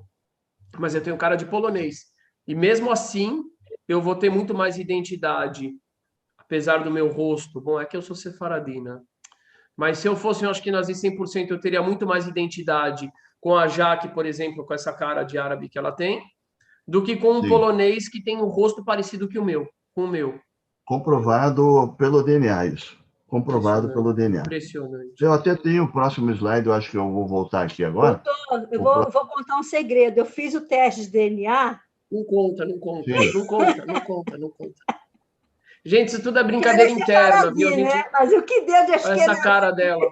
Eu tenho um amigo árabe, um sheik, que uma vez ele viu ela, ele falou assim: seu mulher não, ela não judia, ela árabe, ela muçulmana. Aí depois apareceu meu filho. Meu filho, ele é parado em aeroporto, né? Que ele tem cara de árabe, mais ainda do que ela.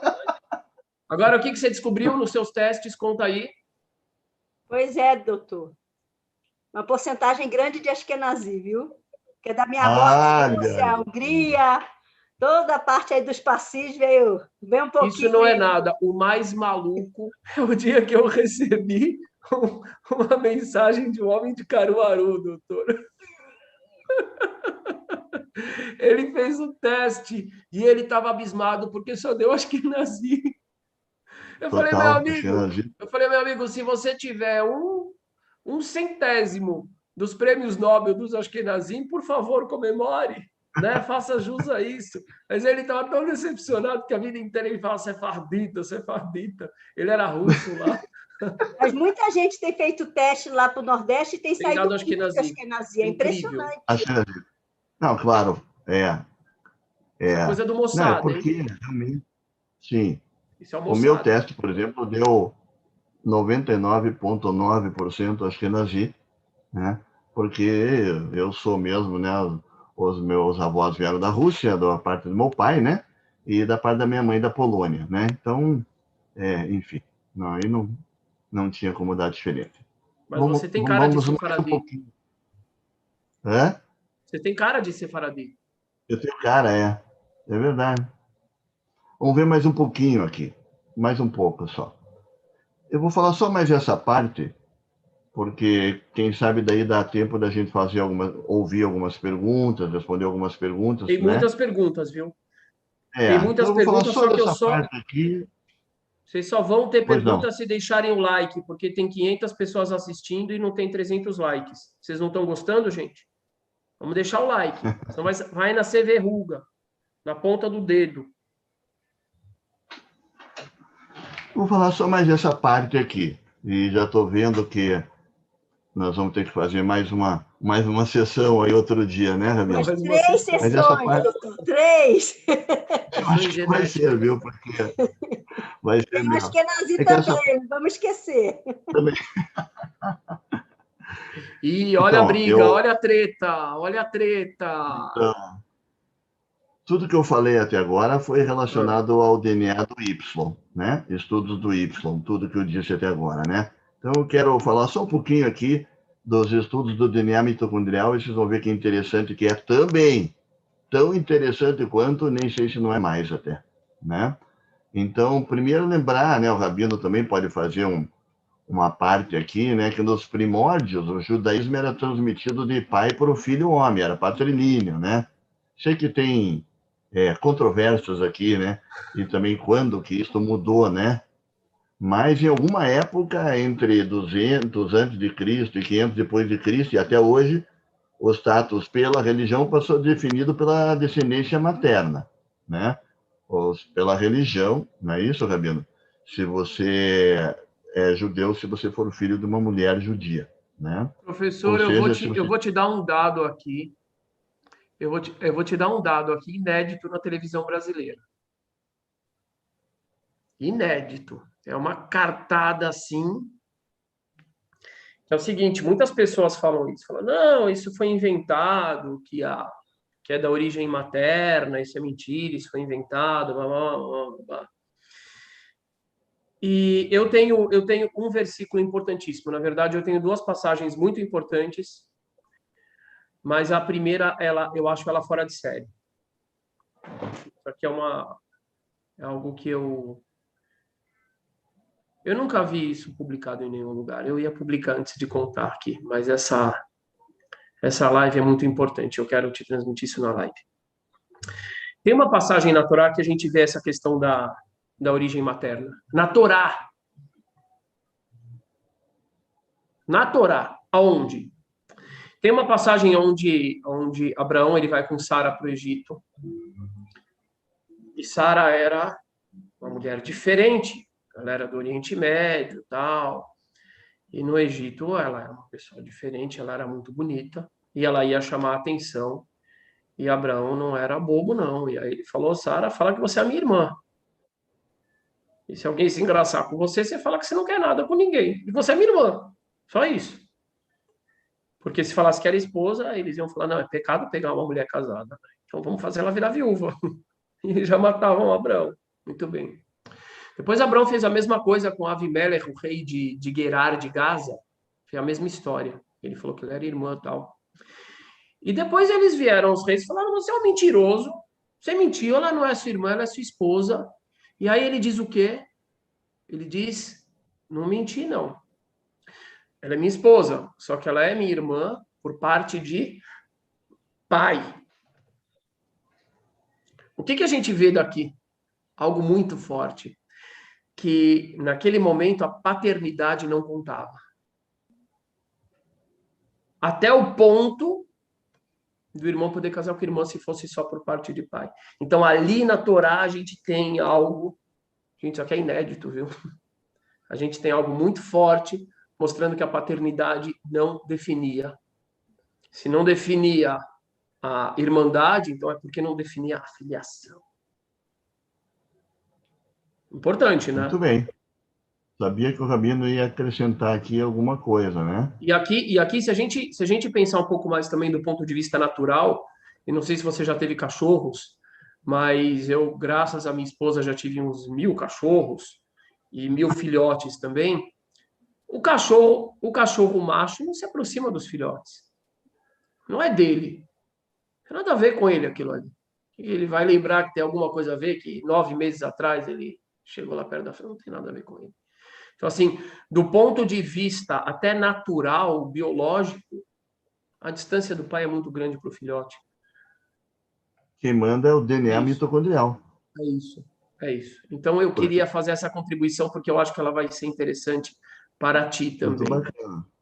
Muito bacana. Como eu disse, estou aprendendo bastante hoje aqui mesmo, né? Recíproco. E os filhotes têm o DNA mitocondrial, obviamente, de sua mãe e não do seu pai, né? Isso é fantástico, sim. Vamos lá. Vamos lá. Então, eu vou mostrar alguma coisinha do DNA mitocondrial, né?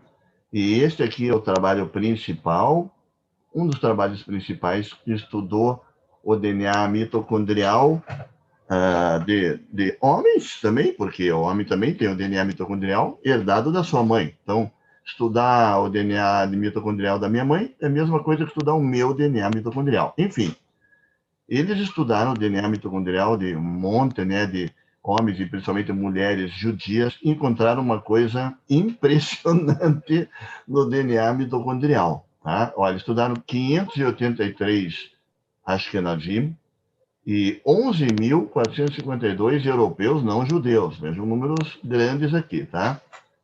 E aí, 40% da população Ashkenazi tem só 4 grupos desses de DNA mitocondrial.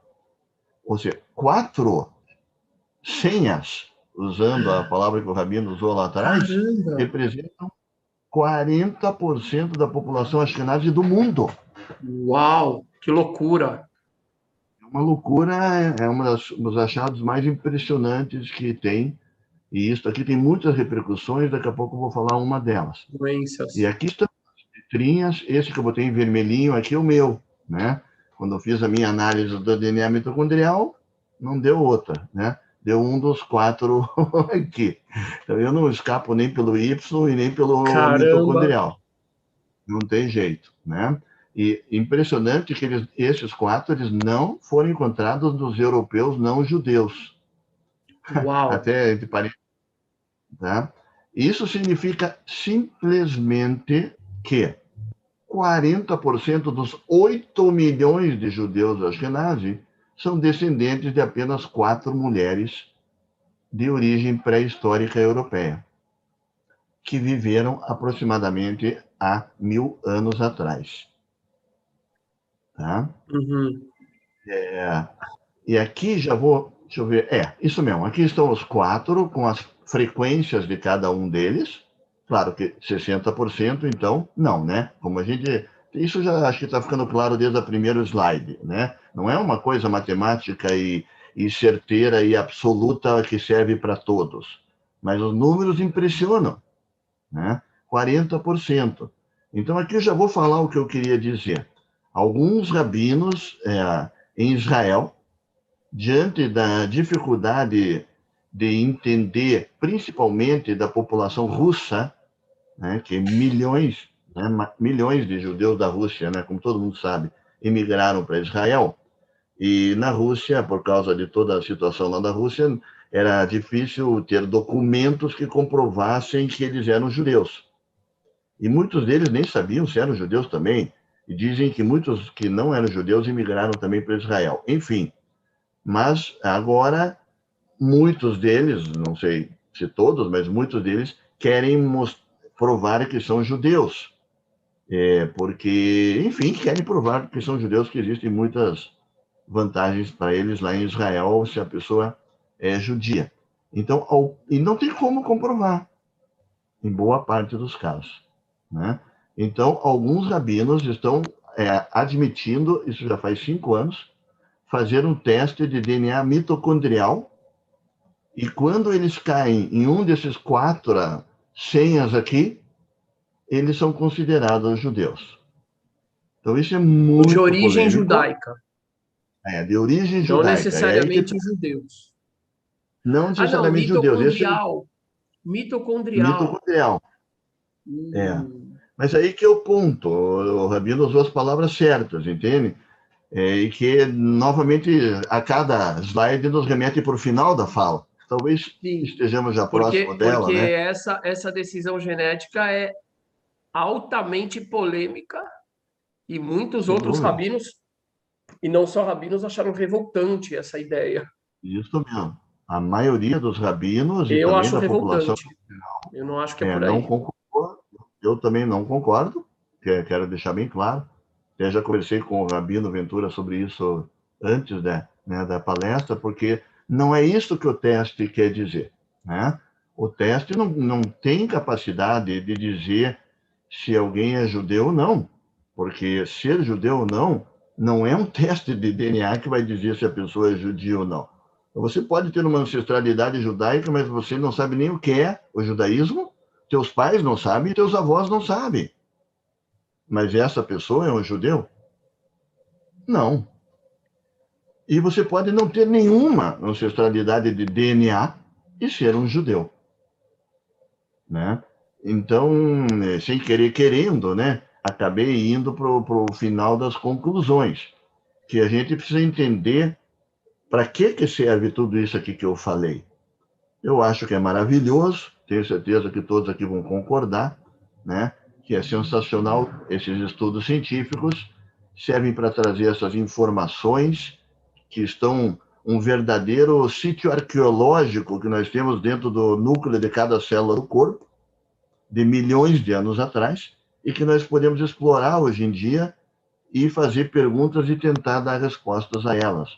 Descobri, por exemplo, que 40% dos judeus Ashkenazim têm uma dessas 4 variantes aqui no DNA mitocondrial. É óbvio que isso tem significado, né?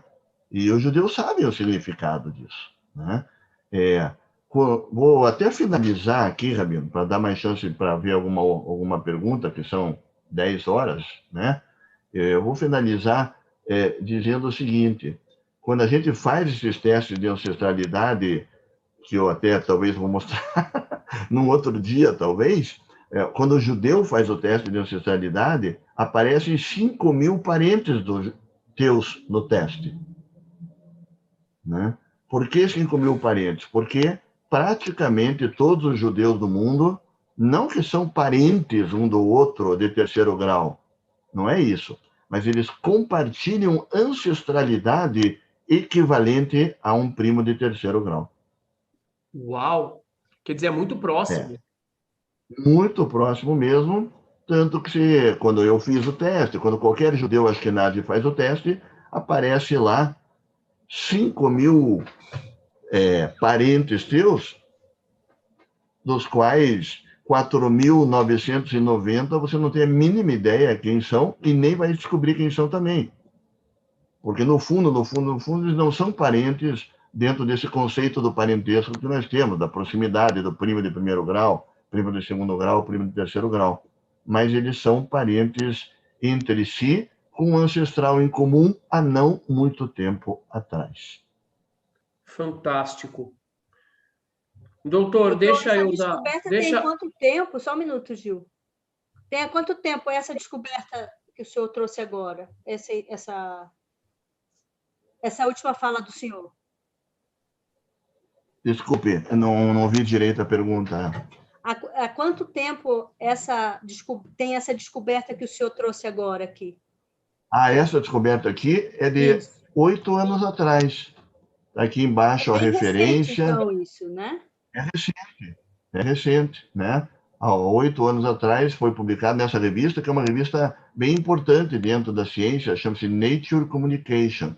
Então, e também já havia uma suposição disso em 2006, mas foi mais confirmado agora em 2013, né? Então é recente, né? É recente. Esse aqui eu acho que eu não posso, hoje não posso finalizar, em homenagem a Rabanit Jaqueline, não posso finalizar sem mostrar esse slide aqui. É o último, eu prometo, de hoje. Mas eu sinto que acho que estaremos juntos em outra oportunidade. Aqui. Você quer deixar para outra? Só mostrar isso aqui. Vamos lá, estamos claro vendo aqui que sim. Por favor. Os judeus Ashkenazim e os Sefaradim. Não precisa nem entender de genética, vejam a proximidade genética que existe entre eles. E, vamos chamar assim, um certo distanciamento genético que existe entre eles e os outros grupos. Mesmo com drusos, com palestinos, com beduínos, que são nossos primos, né? Mas os judeus Ashkenazim e Sefaradim, eles fazem parte, obviamente, de um grupo só. Fantástico. E isto significa que vieram do mesmo lugar. Fantástico. E esse lugar todos nós sabemos qual é. Que lindo, que lindo. Obrigado. Eu vou pedir para o senhor descompartilhar a tela. Palmas para o doutor Salmo. Uau, uau, uau, uau, uau. Doutor Salmo, a gente vai seguir aqui, eu vou falar algumas coisas, mas muita gratidão. A Sinagoga Sem Fronteiras e todos os nossos seguidores te saúdam. Que lindo, que lindo. Gratidão, gratidão eterna. Eu quero me referir aqui a um comentário, e de novo, gente, é muito importante o nosso papel de educador. Às vezes tem pessoas que falam assim, Rabino, para que você responde? E a resposta é que o Rabino, ele não é, a primeira função do Rabino não é a de sacerdote. A primeira função do Rabino é de educador. Então, assim, tem coisas que a gente vem ouvindo muitas vezes, como esse argumento antissemita, que busca desmerecer os judeus, ashkenazim, por causa de sua origem, etc. e tal. E aí eu já refutei aqui, eu já mostrei que se o Eterno mesmo diz que o imigrante, o estrangeiro convertido, seja ele loiro de olho azul, negro, amarelo, transparente, marciano, ele é igual em valor ao natural. Então, isso aqui é muito importante. Agora, tem aqui uma pessoa que falou aqui, judeu é a prática da religião judaísmo, e não tem nada a ver com a naturalidade da região ou nato. Isso é mais um tipo de argumento que eu escuto muitas vezes. Eu digo, minha amiga querida, presta bem atenção. A nossa base para falar sobre o que é ser judeu, o que é ser israelita, são as escrituras. As escrituras, elas têm uma ênfase surpreendente na genealogia. E a genealogia, ela diz muito sobre a pessoa. Então, por exemplo, quando eu fui casar com minha esposa, eu fui ver quem eram os pais dela. Precisava saber quem ela era. Fui ver quem eram os avós dela. Eu tô brincando, mas na realidade, gente, nós somos frutos de uma cultura. Infelizmente, aqui no Brasil, justamente pela desconstrução que foi feita através da Inquisição, com os judeus, com os negros, com os indígenas.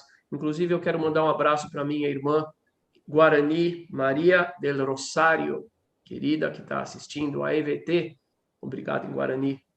Então, essa desconstrução toda, ela fez com que muitos brasileiros não compreendessem a importância da genealogia, não como um assunto racial, Deus nos livre, isso é abjeto, mas como um assunto cultural, como um assunto de transmissão de padrões de conduta, de pensamento, de reações, geração após geração.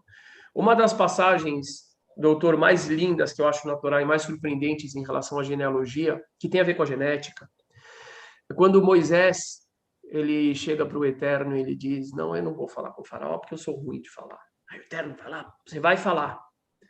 Aí tem mais uma situação que Moisés fala, não, eu não vou, o faraó não vai me ouvir, ninguém vai me ouvir. Aí olha que coisa linda. De repente, aparentemente do nada, o Eterno fala o seguinte, a Torá fala o seguinte, Moisés começa a falar da ancestralidade do Moisés. Chega até Abraão. O que a Torá está dizendo para ele? Está dizendo, Moisés, você está achando que você é pouca coisa, mas na realidade, dentro de você, na sua genética, você tem Abraão, Isaac, Jacó, Sara, Rebeca, Raquel, Leia, Levi, Quehat, Amram, Mitzar. Você não é você só. Você tem toda uma cultura, você tem uma bagagem, você tem uma memória genética. Vai. E aí Moisés vai. Então, a recuperação, gente, não tem nada a ver com uma questão de falar que é mais importante a parte física do que o espiritual. Não, de jeito nenhum. Por isso a gente falou. Uma pessoa que hoje é filho de australiano com lunático, ele pode ser judeu, não tem nenhum problema. O principal é com o que ele vai se preencher, se ele vai assimilar toda aquela cultura. Por outro lado, as escrituras, o livro de Êxodo, é chamado de Números, ele fala toda hora de genealogia. O livro de Esdras e Neemias, quando o povo judeu volta da Babilônia, é cheio de questão de genealogia. Por quê? Porque nós somos seres culturais e nós somos resultado, por incrível que possa parecer para algumas pessoas, nós somos resultado da cultura de nossas famílias, de nossas comunidades e de nossos povos. Então, o judaísmo, sim, leva muito em conta a questão da origem. Nós somos uma família, somos filhos de Abraão, Isaac, Jacó, Sara, Rebeca, Raquel e Leia. Nós nos vemos como família e nós podemos, e graças a Deus, historicamente, fizemos muito isso, acolher para as nossas famílias, adotar para as nossas famílias novos membros, e nós somos descendentes também desses novos membros. Isso é muito importante. Outra pergunta me fizeram aqui, se existem judeus negros. Existem muitos judeus negros. Os judeus da Etiópia. Tem os Lemba, doutor, que eu vou te perguntar outro dia, que é uma outra grande história.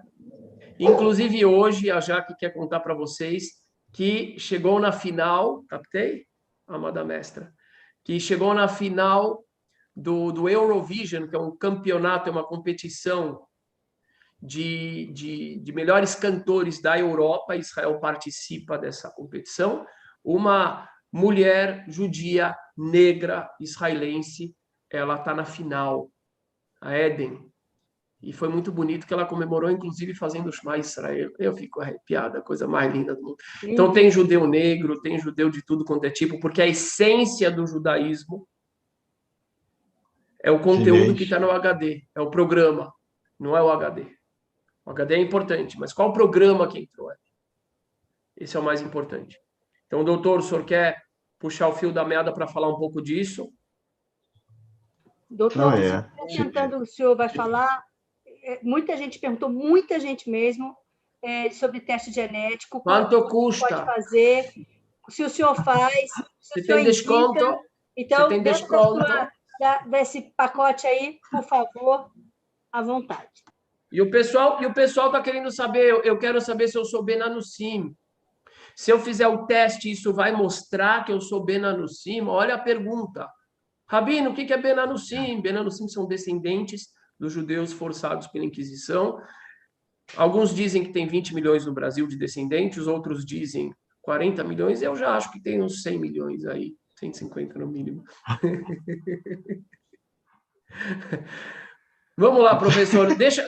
Vamos terminar, então, primeiro essa parte de que a genética não mostra que alguém é judeu. Ninguém pode falar, eu sou judeu, porque, olha, aqui tem a minha ancestralidade. De acordo com a lei judaica, com a Halachá, Uma pessoa é judia se ele é filho de mãe judia ou se ele se converteu de acordo com a lei judaica. Ponto.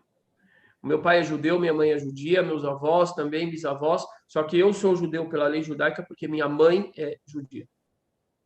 Agora, o que acontece? Tem muita gente, principalmente aí no sul, que os avós vieram fugindo da Alemanha, vieram fugindo da Polônia por perseguições, e quando eles chegaram, eles abriram a porta da frente e viram que o alemão na frente era o próprio cara que perseguiu ele lá na Alemanha, então todo mundo ficou meio escondido. Por isso que, bom, enfim, ia fazer uma piada sobre curitibano, mas eu desisti.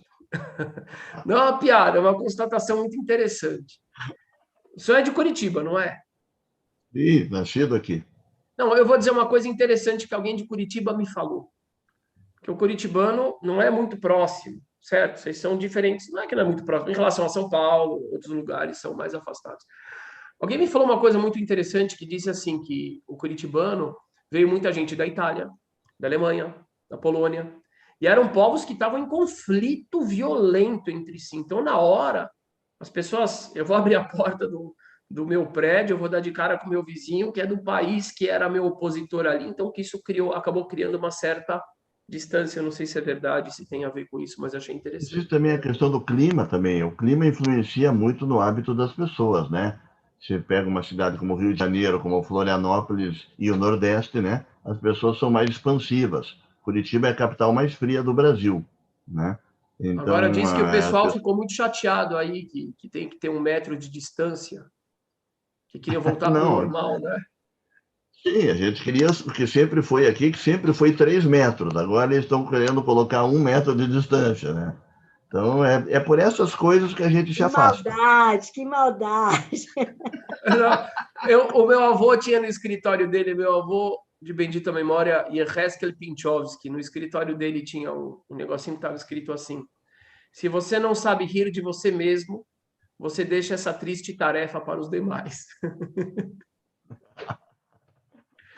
Mas, gente, a ancestralidade, de acordo com a lei judaica, vem da mãe. Existe um outro conceito... Aonde, como, quando? Já vamos chegar. Existe um outro conceito muito importante que se chama Zera Israel. Zera Israel significa descendente de Israel. Da mesma forma que eu falei aquilo sobre Sara, da irmandade dela com Abrão, o doutor Salmo Haskin, que também é um estudioso da Torá, ele tem toda a razão. A gente vai ver muitas vezes nas escrituras que a linhagem paterna ela importa e importa demais. Então, existe um conceito dentro da literatura rabínica judaica, baseado nas escrituras, que uma pessoa, ainda que ele não tenha origem materna, se ele tem origem paterna, ele tem uma relação com o povo judeu. Ele é um Zera Israel. Isso de acordo com a lei judaica, dependendo também da definição, vai existir discussão em relação a quantas gerações. Isso vai ter a ver com a prioridade que uma pessoa dessa tem para a conversão. Ou várias profecias, como Isaías 44, que se define aos descendentes. São descendentes que não vão ser judeus. Que tipo de descendência é essa? Só paterna. Ah, mas tem uma promessa, tem uma profecia. Muito interessante isso. Então, isso é muito importante. O mais importante no judaísmo, gente, para quem quer adentrar o judaísmo, é a absorção da fé judaica, é a absorção dos valores judaicos. E quando a gente fala valores, gente, isso aqui, essa parede aqui, é só uma parte, aqui é tudo livro. Isso aqui, eu herdei esse valor dos meus pais, que herdaram dos meus avós. Eu tenho livros de 150 anos atrás, meus avós, e com o Dr. Salmo, com certeza, assim, com a Jaque também. É o estudo, é a capacidade dialógica. Quantas vezes o Dr. Salmo trouxe aqui, falou, isso aqui é diferente da Torá. Uma pessoa intolerante, ele já ia falar, não, então não vou nem ouvir. Não, com a gente não é assim. Existe a possibilidade de interpretar, existe a grande virtude do diálogo, tanto que a gente tem aquela fala aqui, onde tem 2 judeus, tem 3 opiniões. E isso não significa desavença, isso significa a capacidade de você conviver com a opinião diversa. O cumprimento dos mandamentos, das mitzvot, o comprometimento com o povo, com a comunidade. Então, isso, no final das contas, é mais importante do que a simples ancestralidade. Muito mais importante. Agora, se a pessoa comprova ancestralidade, isso também tem a sua importância para a própria pessoa, para ele saber a respeito da sua história que foi sonegada no Brasil, para a pessoa compreender que a história judaica, que os tesouros do judaísmo, inestimáveis, também são dela de alguma forma. E para a gente compreender de onde a gente veio. E quando a gente compreende de onde a gente veio, a gente se compreende melhor e a gente pode, então, planejar melhor para onde a gente vai. Então, é isso. Eu acho que tá bem claro aqui a questão do que comprova, para que vale e para que não vale. Agora, se alguém comprovar que ele tem ancestralidade materna intacta, vamos dizer, hipoteticamente, em genealogia é assim, então ele é considerado automaticamente judeu. Mas pela genética isso não é levado em conta. Mas pela genealogia precisa fazer todo o processo de alahá, de fazer também o retorno. De estudo, de assimilação e etc. Exatamente, porque não recebeu... Professor, doutor Salmurash, quanto custa? Quanto custa? Eu vou fazer o seguinte, Rabino. Eu vou passar aqui, ele disse que não ia passar nenhum slide, mas eu vou passar só o último. É justamente porque o último... Não, ele não tem, obviamente, preço nem nada. Mas ele tem o meu contato, né? Ótimo. Então, né, eu acho que isso sim. Aqui está o meu contato, né, para as pessoas que tiverem interesse, tiverem perguntas sobre o que nós falamos, sobre o que nós não falamos, e também se quiserem fazer os testes. Sim, nós fazemos 3 tipos de testes, justamente aqueles que nós falamos aqui hoje. Um teste específico para aquela sequência dos Kohanim. Então, tem um teste mais simples e também mais barato, que é só para aquilo. É um teste mais simples, né? Temos um teste específico para a sequência dos Leviim. E temos o teste mitocondrial para ver aqueles 4 marcadores de ancestralidade judaica. E temos o teste mais amplo, que esse a gente nem pôde falar direito hoje aqui ainda, que estuda os outros 22 pares de cromossomos. Que esse é o verdadeiro teste de ancestralidade, para ver não só se tem uma ancestralidade judaica, mas da onde a pessoa veio, né? Se veio da Bielorrússia, se veio da Polônia, se veio da Alemanha, se veio de Portugal, se veio da Espanha, se veio das ilhas, se veio da Itália, da Grécia. E esse também é um teste completo. Daí ele já fala também do DNA mitocondrial e também do Y também. Então, existem 4 tipos de testes diferentes e as pessoas podem escolher, né, o que elas querem. Claro que daí tem preços diferentes também, porque a complexidade dos testes são diferentes. Então, prefiro que as pessoas que realmente tenham interesse entrem em contato, perguntem e, obviamente, mandaremos todas as informações.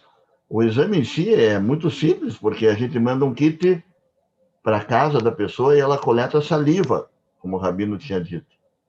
Coleta saliva e manda pelo correio de novo para o laboratório, né? Então, isso também impressiona um pouco, né? Porque da saliva você tem as informações dessa árvore genealógica milenar tua no teu DNA.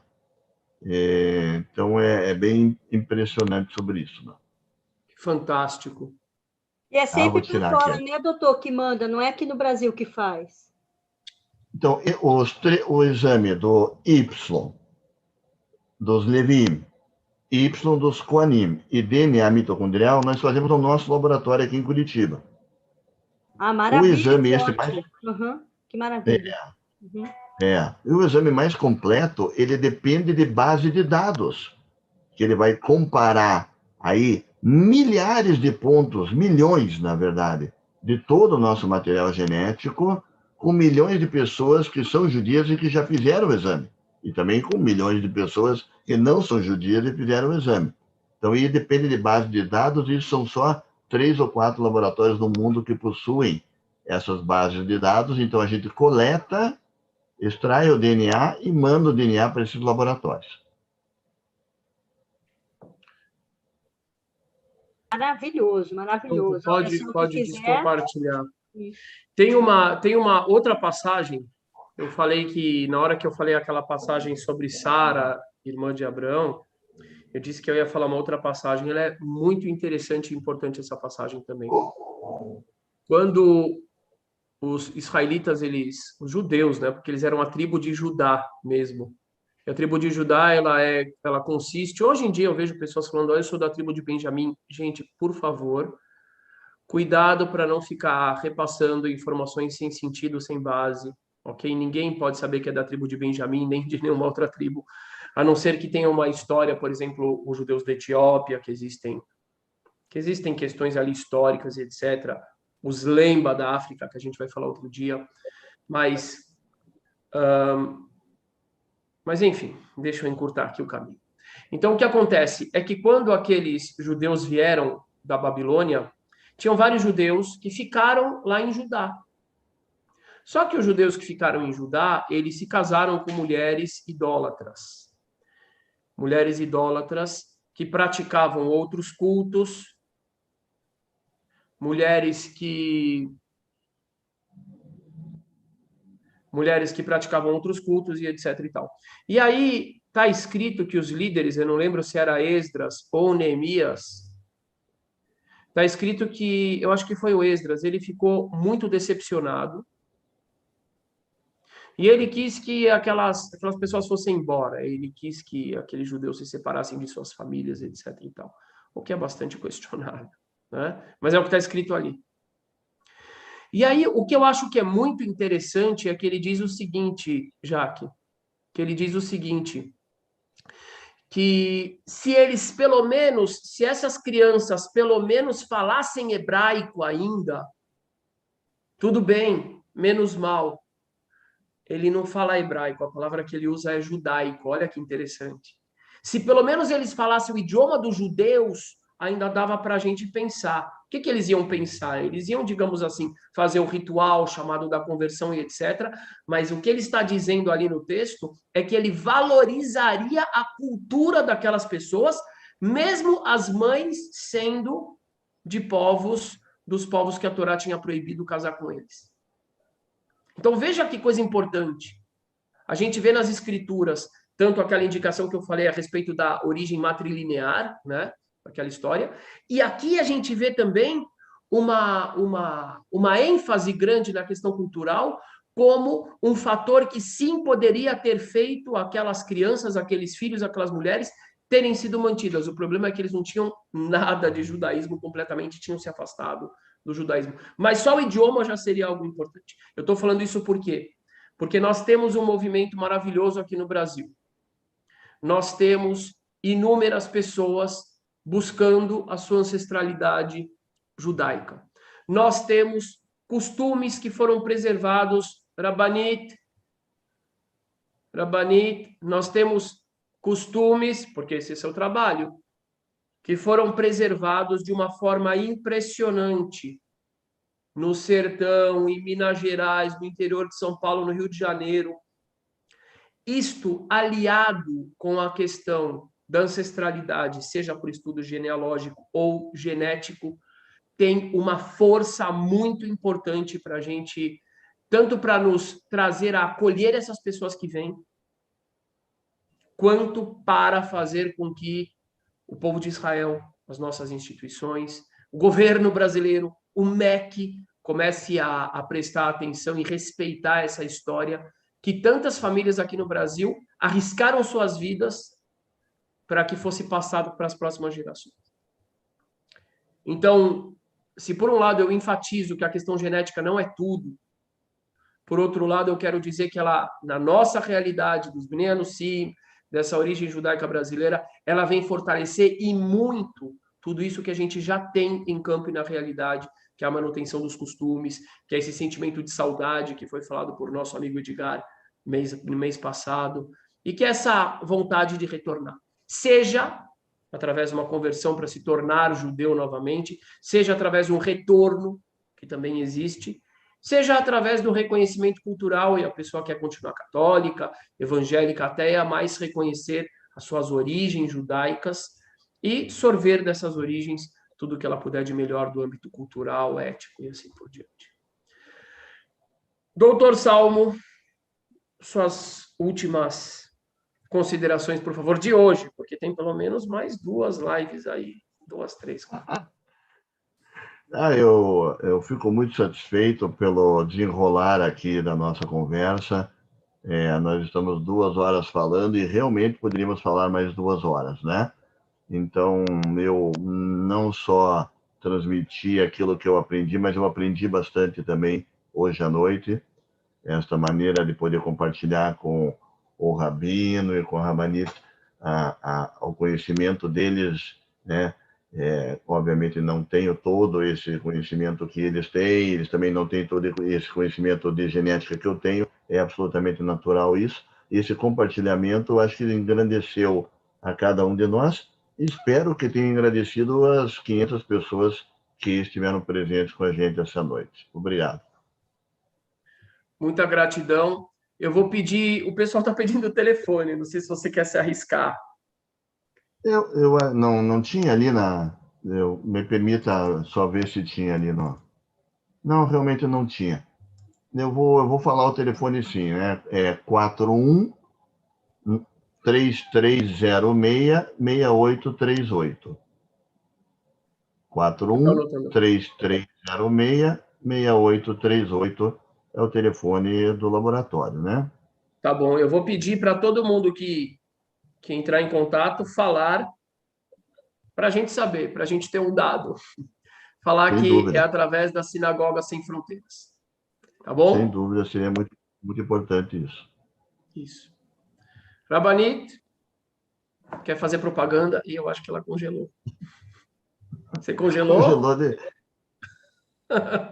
Então eu vou ser o garoto propaganda do livro dela. Olha aí. Livro maravilhoso, Leilui Nishmat, em Olha Elevação da aí. Alma. E Judeus de Sinal. Um livro fantástico. Eu me arrependi de ler ele no Shabat. Não, porque Shabat você não pode ler coisa triste. Eu fui para lá nos cárceres da Inquisição. Eu me vi lá dentro, do lado da... Não é um livro triste, Rabino?